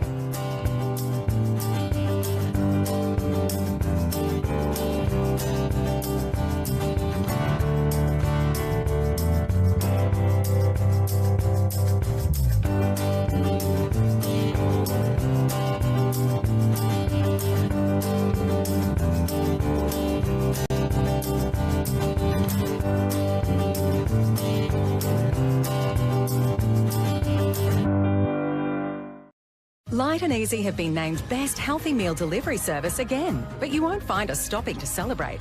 We're busy making it easy for Aussies to achieve their well-being goals, and the results speak for themselves. Light and Easy, just good food and great results.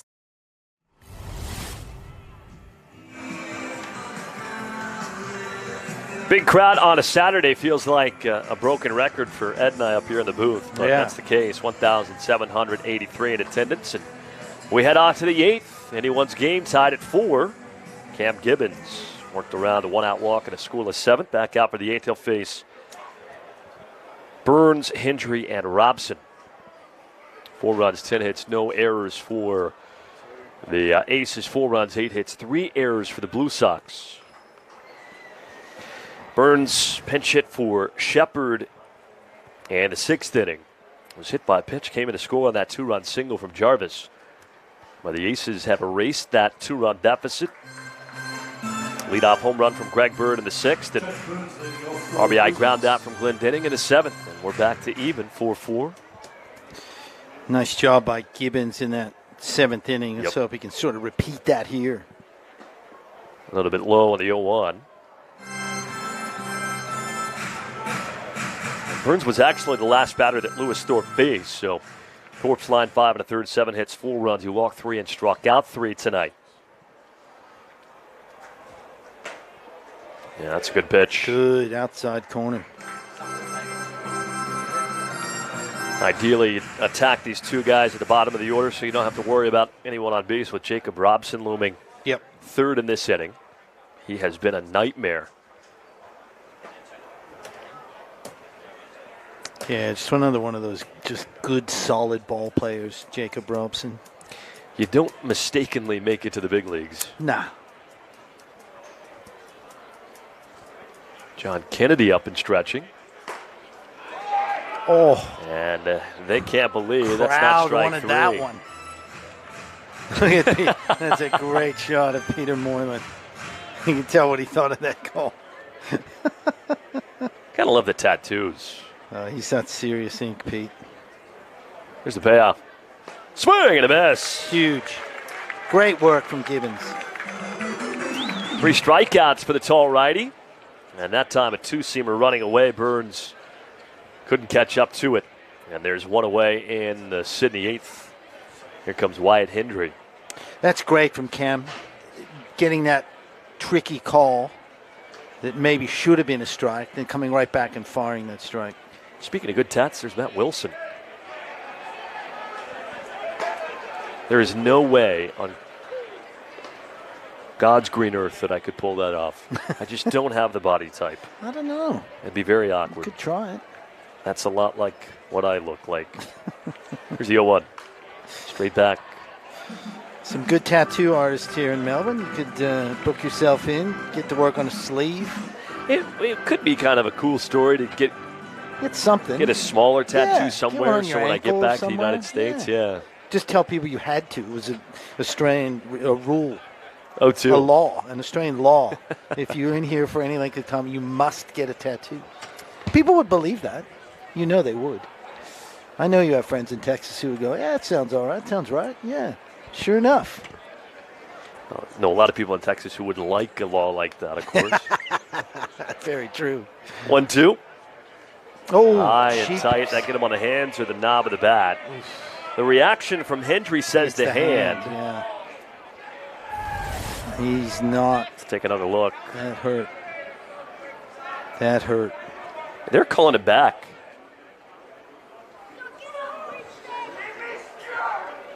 They're calling him back, I think, to say that hit the knob of the bat. This is a good look. I don't even know if it hit the knob of the bat. I think it hit the barrel. If we could get one more look. Watch closely, Ed.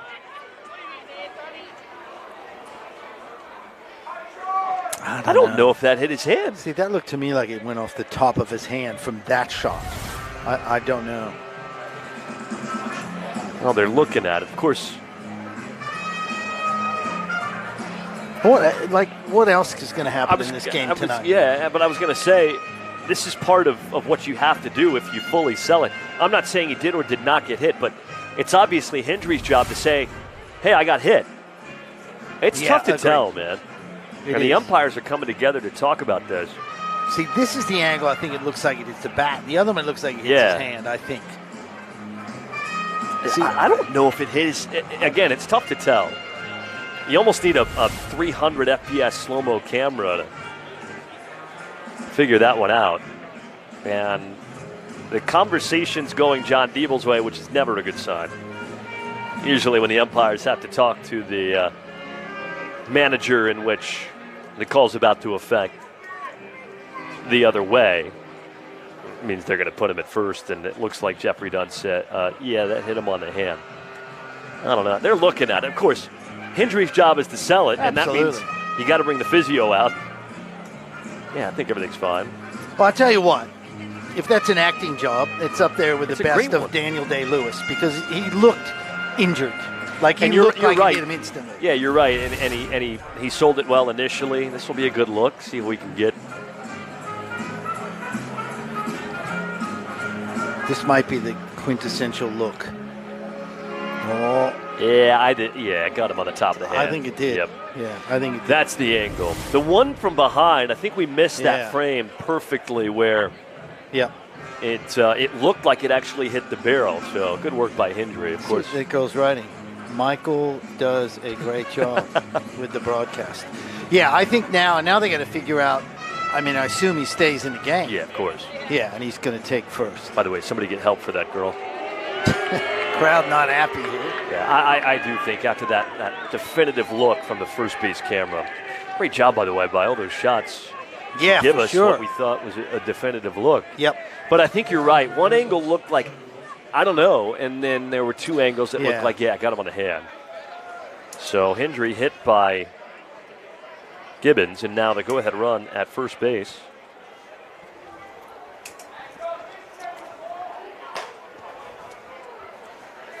And here is Robson on base 3 times tonight with a hit, 2 walks.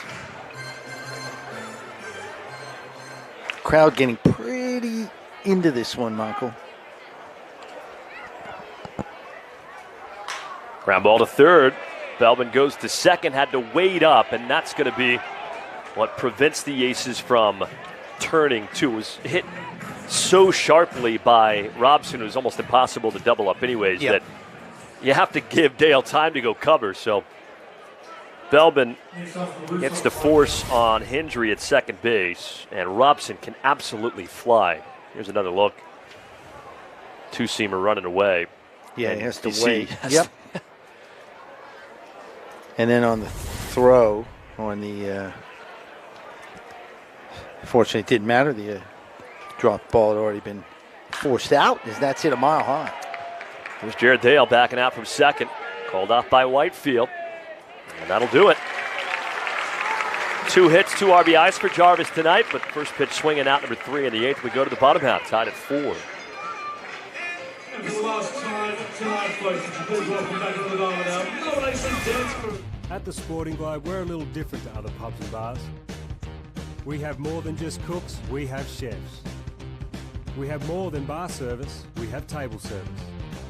We have more than specials, we have specialties. We have more than live sporting events, we have atmosphere. And we have more than customers, we have fans. It's more than a sports bar, it's a Sporting Globe.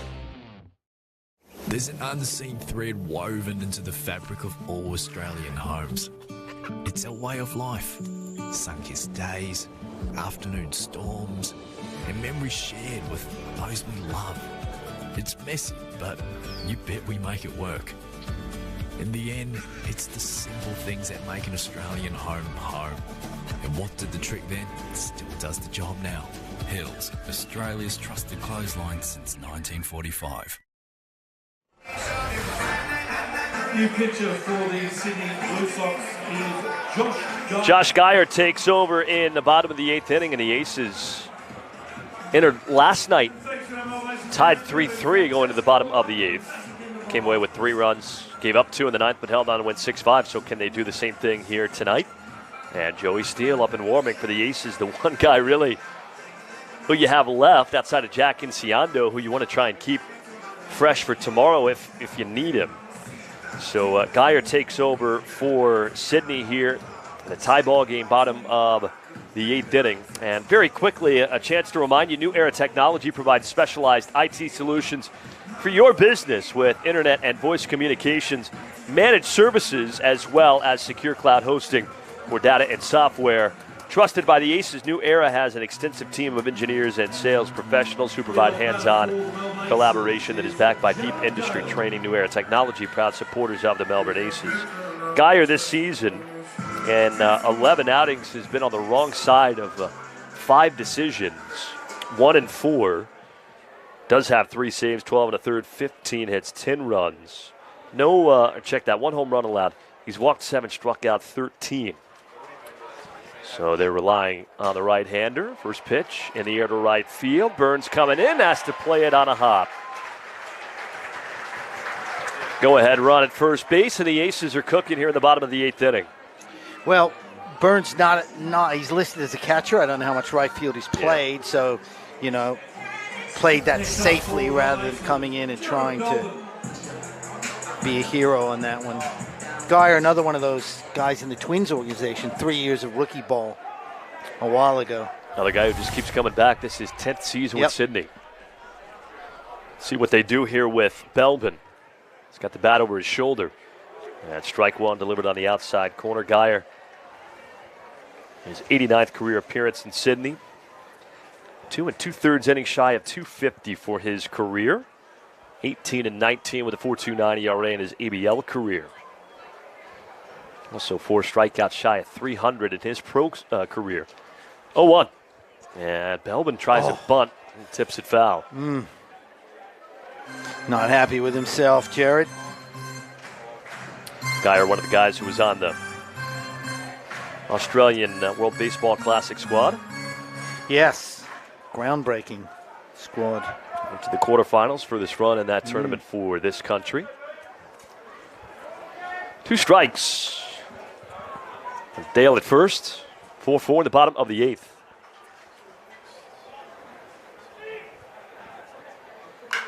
And a ground ball. The second. Wiley boots it, and everybody's safe.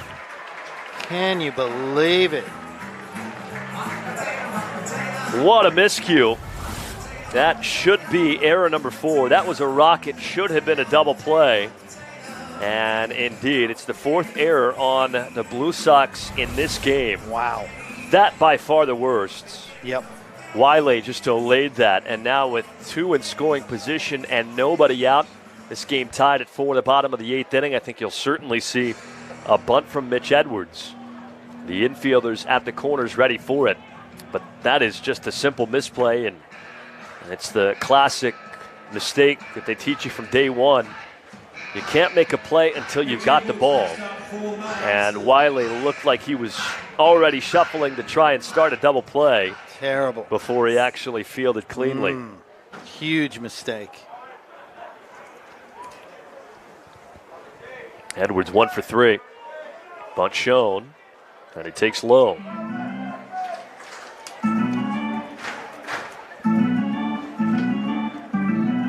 Big opportunity here. A lot of pressure to get that bunt down. Not easy to do, as we've said, on this surface.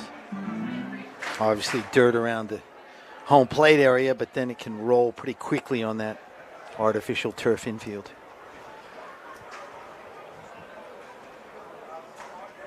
And this got a piece of Hendry, so he's in some pain, but quickly back up to his feet. He's been in the wars tonight. Second time this year that the Blue Sox have committed 4 errors in a game. Also did so second night of the regular season, game 2 of a doubleheader against Canberra. A lot of errors, Michael. 4. Canberra won that game 4-1.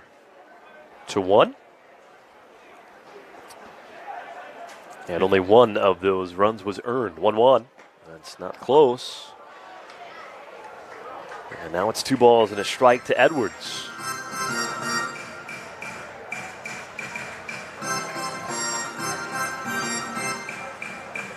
Bannister is looming on deck. 4-4 in the bottom of the 8th inning. A great chance for the Aces for the second consecutive night here in the bottom of the 8th inning of a tie ball game.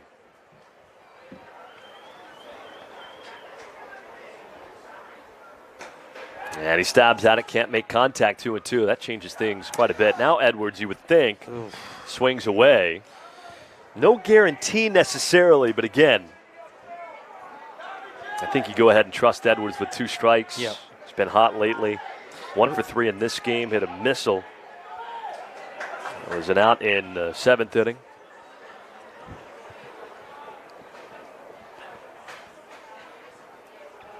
Two and two. 2 on, nobody out. 4-4 in the bottom of the 8th inning. Inside, got to the backstop, and they do his job for him. Now the count is full. First base is open. 4-4 in the bottom of the 8th inning. And a critical miscue. A second huge miscue in this 8th inning. The first, obviously, the error from Wiley. And now that errant pitch from the right-hander Geyer. A wild pitch that advances both runners infield end. Payout pitch. Ground ball chopped up the middle, grabbed by Wiley. Dale holds, throw to first in time. And it is Belbin who has to go back to second. He was 3/4 of the way to third. He thought Dale was going to run home. I think on a high chopper, your initial instinct is to break home because it's going to take an outstanding play from Wiley to get you. And Dale just kind of stayed put. Let's have a look on the replay. I mean, that is going to be very difficult for Wiley. Interesting. Infield in now, 1 out. Bannister with a chance to be the hero. Swing and a miss, strike 1. That's a very interesting one, Michael. I'm not sure about how to unpack that one. 4-4 in the bottom of the 8th inning. 3-run 8th inning was the difference last night. Tied again in the 8th inning once again here tonight. Bannister 1 for 3. 0-1. Swing and a miss. Chased the high fastball, and now he's behind 0-2. Dale at third, Belbin at second, infield in. Outfield, for the most part, straight up, except for Robson shading ever so slightly into the gap in right center.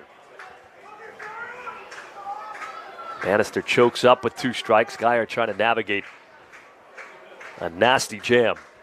0-2. And a fastball high. Good job by Bannister to lay off a pitch he had just chased. What a game again tonight. Absolutely. Just Whitefield, when you, 3 just hits when you on think you deck. have it figured out, right? Yeah. 1-2. And a backdoor breaking ball called strike 3. Oh. So a huge strikeout for Geyer. And now with 2 outs, it's up to Aaron Whitefield, and you would give the Blue Sox a get-out-of-jail-free card, to say the least, if you can't score here in the bottom of the 8th. 2 on with nobody out. Both those runners advanced with a wild pitch. Yeah. So a pair in scoring position with nobody out. A ground ball to second. And then Bannister strikes out looking. Here's Whitefield. And Whitefield with 3 hits here tonight. The Aces do have one 4-hit night. It was Greg Bird.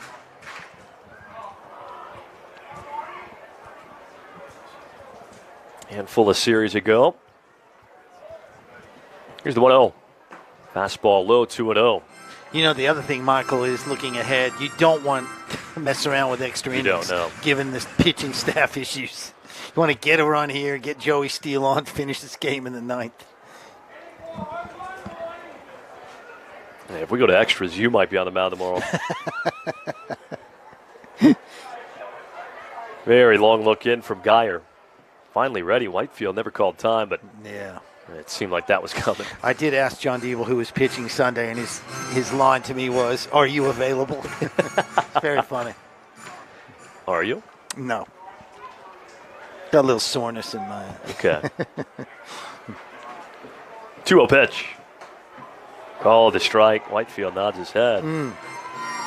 Good one there from Geyer. A couple of guys who know each other well, Geyer and Whitefield. Yep. Dale at third, Belbin at second, tied at 4 in the bottom of the 8th. They've been there with nobody out. Now 2 down. 2-1. Ground ball over towards second. Wiley knocks it down. He throws to first. It's not in time. 4th hit tonight for Whitefield. He gives the Aces a 5-4 lead in the bottom of the 8th. And how good has he been tonight? He took the words right out of my mouth. I was literally just about to say, how good has he been? Here's a replay of that shot. Heck of an effort from Wiley to stop it down, knock it down, but Whitefield's speed just too much, and he can't get over. Second straight night in the 8th inning. And now the Aces are 3 outs away. Joey Steele warming. And I got to say, if the Aces can get to the finish line, John Diebel deserves a ton of credit for how he managed his bullpen tonight. See if they can give Steele another run or 2 of insurance. Burke in the game is 1 for 2. Came on pinch hitter for Darryl George in the 5th inning. Whitefield picks up only his 6th RBI. Ed, during a 6-game hitting streak coming in, Whitefield had 6 total hits. He's got 4 tonight. Yeah. And I got to say, too, not to take any credit away from Whitey, because put the ball in play often with his speed. That's what you try and do, right? You try and create havoc. But what a strange 4-hit night it's been. That is true. You're right. You had that The double long in the fly, first inning that probably should have been caught by DeLuca, even though it was to the wall. It's true.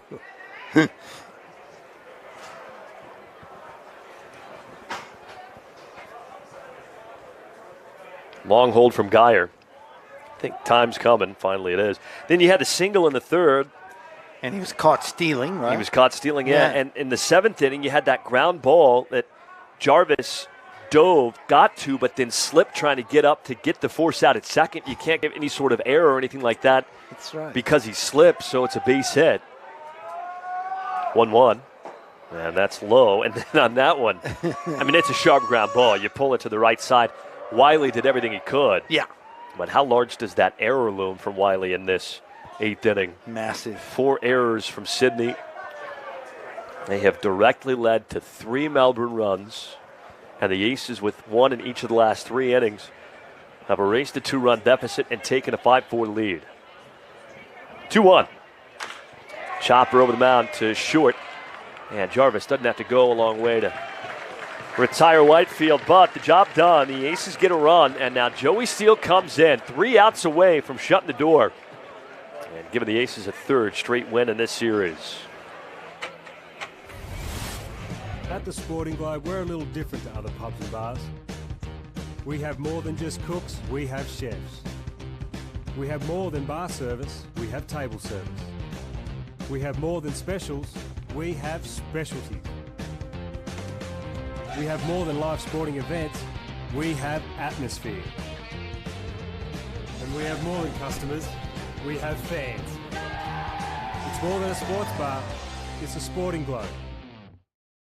There's an unseen thread woven into the fabric of all Australian homes. It's our way of life. Sun-kissed days, afternoon storms, and memories shared with those we love. It's messy, but you bet we make it work. In the end, it's the simple things that make an Australian home home. And what did the trick then? It still does the job now. Hills, Australia's trusted clothesline since 1945. Welcome back. The house is rocking as the Aces have taken a 5-4 lead into the top of the 9th inning. 8th inning becoming the lucky inning for the Aces. And Joey Steele will come out of the bullpen and try and close this one out. It's been a strange old game. 4 errors from the Sydney Blue Sox. They have been very competitive, but they've really hurt themselves with some self-induced mistakes. Justin Wiley, Joe DeLuca, Clayton Campbell. 3 batters here to face Joey Steele. A very intense discussion going on up on the party deck as we look at the Aces dugout. A little bit of nerves down there, I think, from the Aces management. The staff, they know that it's been a strange game and strange things have happened. Of course, you're hoping that you can just nonchalantly reach the finish line here tonight. Indeed. Tough hitters coming through. Remember that great George Carlin line about, has anything ever been chalant? It's nonchalant, but there's never been anything chalant. That's a good point. He also hates golf. First pitch. Big time breaking ball, strike 1. Well, when the Aces lost Kaede Yokoyama, who was their shutdown closer for the first 6 rounds of the season, my guess for that role to be filled was Joey Steele. Yep. Here's his audition, and the high strikeout kid had 0-2. No runs allowed in December. Currently 12 2/3 scoreless. He's allowed runs in just 1 outing this year. In fact, he's allowed runs on just 1 swing this year. That came on a grand slam against Brisbane back on November 30th. Ahead of Wiley, 0-2. And a tapper over to first. Easy for Greg Bird. There's 1 away here in the 9th.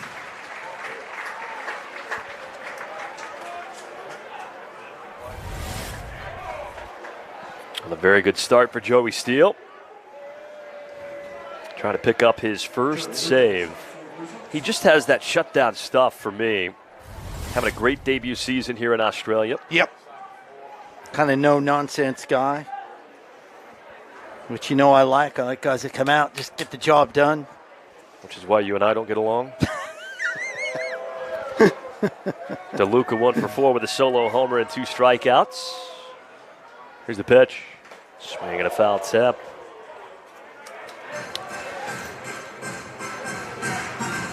John Kennedy got the save yesterday. It was 3 runs in the 8th inning last night that gave Melbourne a 6-3 lead. Tonight, 1 run in the 8th, but 1 run in each of the last 3 innings to give the Aces a 5-4 lead. Trying to shut the Blue Sox down for a 7th consecutive game. 0-1. Grounded over towards Bird. He'll take it himself, and the Aces are 1 out away. Melbourne has never began a season 7-0 in a season set against one team, and they've got a chance to do that. And if we do indeed play tomorrow, fingers crossed, they'd have a chance, perhaps. They get to the finish line here tonight to polish off only the second 8-0 single season sweep in ABL history. So again, like we said at the top, if this feels unusual, that's because it is. 2 down, and it's up to Clayton Campbell. First pitch. Line drive, right field. Bannister right there, and the game is over. Well, the Aces have left it late for 2 consecutive nights, but I don't think anyone will complain about that. 3 up, 3 down on just 6 pitches for Joey Steele. And the top of the 9th inning, the Aces with 1 run in the 7th, 1 in the 8th, 1 in the 9th. Check that. 1 in the 6th, 1 in the 7th, 1 in the 8th.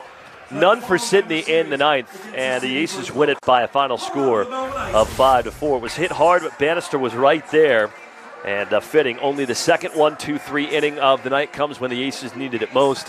And give Melbourne all the credit in the world for rallying tonight and taking Game 3 of this series by a final score of 5-4. We'll step aside and we'll come back with tonight's totals and hopefully a post-game interview from Ed Wyatt. The Aces win at 5-4. You've been watching Aces TV. Now, do you need to tell somebody to set it up with lighting?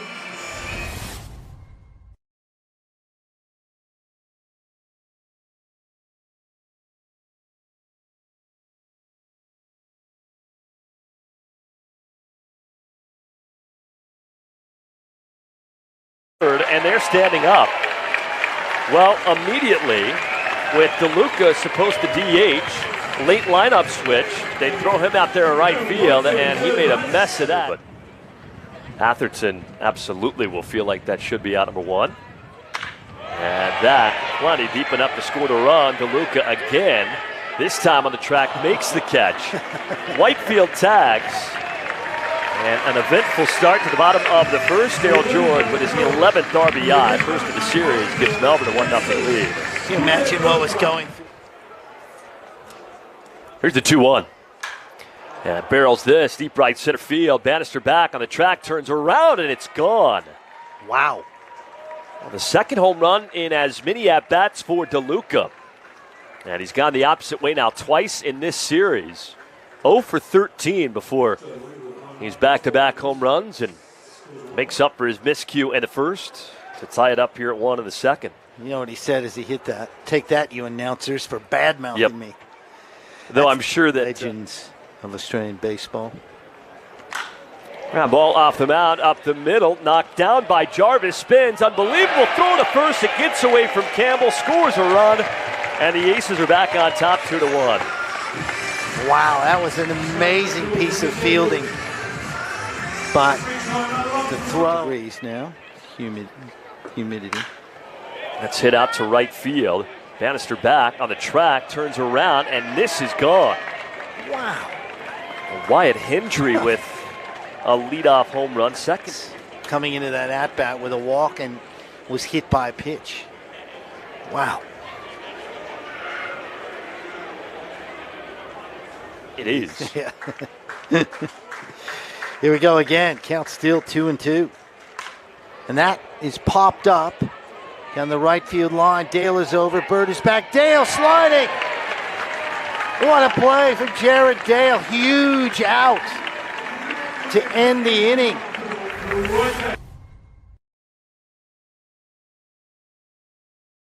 Score of 5-4 here at Melbourne Ballpark, and what a night it was for Aaron Whitefield. He's got 4 hits, including the game-winning RBI single in the bottom of the 8th. The Aces cap off the rally, and they win it by a final score of 5-4. What a night it was. And I believe we have Ed Wyatt standing by on the field with Whitey for a post-game interview. Here with the man of the hour, Aaron Whitefield. How good did that feel? It was great. It was a close one. The last couple of games have been close, and just everyone, putting in the work from 1 to 9 to the starters to the bullpen. It's just everything's rolling right and, at the right time as well. 4-hit night for you tonight. There were some strange ones. There were the long ones, short ones. That one at the end was very hard hit. Wiley got to it but couldn't make the play. You were fast enough to get down there. But that's got to feel good, too, having a night like that. Yeah, definitely. I've been in some situations earlier and they haven't really gone my way. So now just, keep putting in the work and then, good things will happen. And like tonight, just, the boys put me in a situation. Everyone's doing their job, even in front of me, and giving me the opportunity to have that at bat. And, it's a bunch of fun. And, the boys keep doing it and we keep winning. It's a good thing. It is a good group, and it's always a challenge, isn't it, to get guys coming from the States, from around the world. You got Australian guys to come together and provide that chemistry, but it seems like it's a really good vibe around the clubhouse. Oh, no, definitely. Every guy we've got, even I played with Jimmy for a couple of years in the States, and he came in late, and he's just fit in so well, and we all have the same, mindset of, we want to go out and win, and everyone's on the same page, and win or lose, it's a great, great clubhouse, and, I think there's some great things to come. Last one for you. These last 2 games have been pretty strange. Did the players pick up on that too? Yeah, definitely. Sydney, their record doesn't show. They're a great team, and they got some good pitching out there, and they put up a battle each night. And it's just these are things that we haven't really done at the start of the year. Come back at the end and get those hits when we need to. And it's rolling into the playoff time, and we just keep rolling, doing the right things, and as I said before, good things will happen. Aaron Whitefield, 4-hit night, game-winning hit. I'll give him man of the match. Thanks for joining us. Cheers, guys. Thank you. Back to you, Michael. Thank you, as always, Ed. And Whitefield with 4 hits tonight, the big-time RBI, and the Aces win it by a final score of 5-4. What a fun night yet again here at the ballpark. And the totals in tonight's ballgame: Melbourne 5 runs, 12 hits, no errors, 9 left. Sydney 4 runs, 8 hits, 4 errors, and 10 left on base. Gibbons, the winning pitcher for the second straight night. He's 2-1. Geyer takes his 5th loss in his 12th appearance. He's 1-5. Joey Steele, 3 up, 3 down in the ninth, gets the save. It's played in 3 hours and 2 minutes in front of 1,783. One of the biggest crowds at the ballpark this season. The Aces have now won all 7 games against Sydney. That's the first time that Melbourne has done that. They have never started 7-0 against one single opponent in a single season in franchise history. Meanwhile, Sydney falls to 10-21, and the Aces, if they play tomorrow, and of course, fingers crossed that the weather holds off long enough for Game 4 of this series, but if they do play tomorrow, the Aces have a chance to do something that has only been done once in ABL history, and that's go 8-0 in a single season against one team. Brisbane had an 8-0 record against Sydney in 2017-2018, so the Aces truly have a chance to do something historic tomorrow night. Melbourne wins at 5-4. That's your final score in Game 3. For Ed Wyatt and the rest of our wonderful Sportscast Australia crew, I'm Michael Dixon saying so long from Melbourne Ballpark, where the Aces will go for the clean sweep of the Blue Sox tomorrow. The first pitch time, 1 o'clock, airtime 12:50. And as always, that's when we'll talk to you again. This broadcast is powered by Sportscast Australia.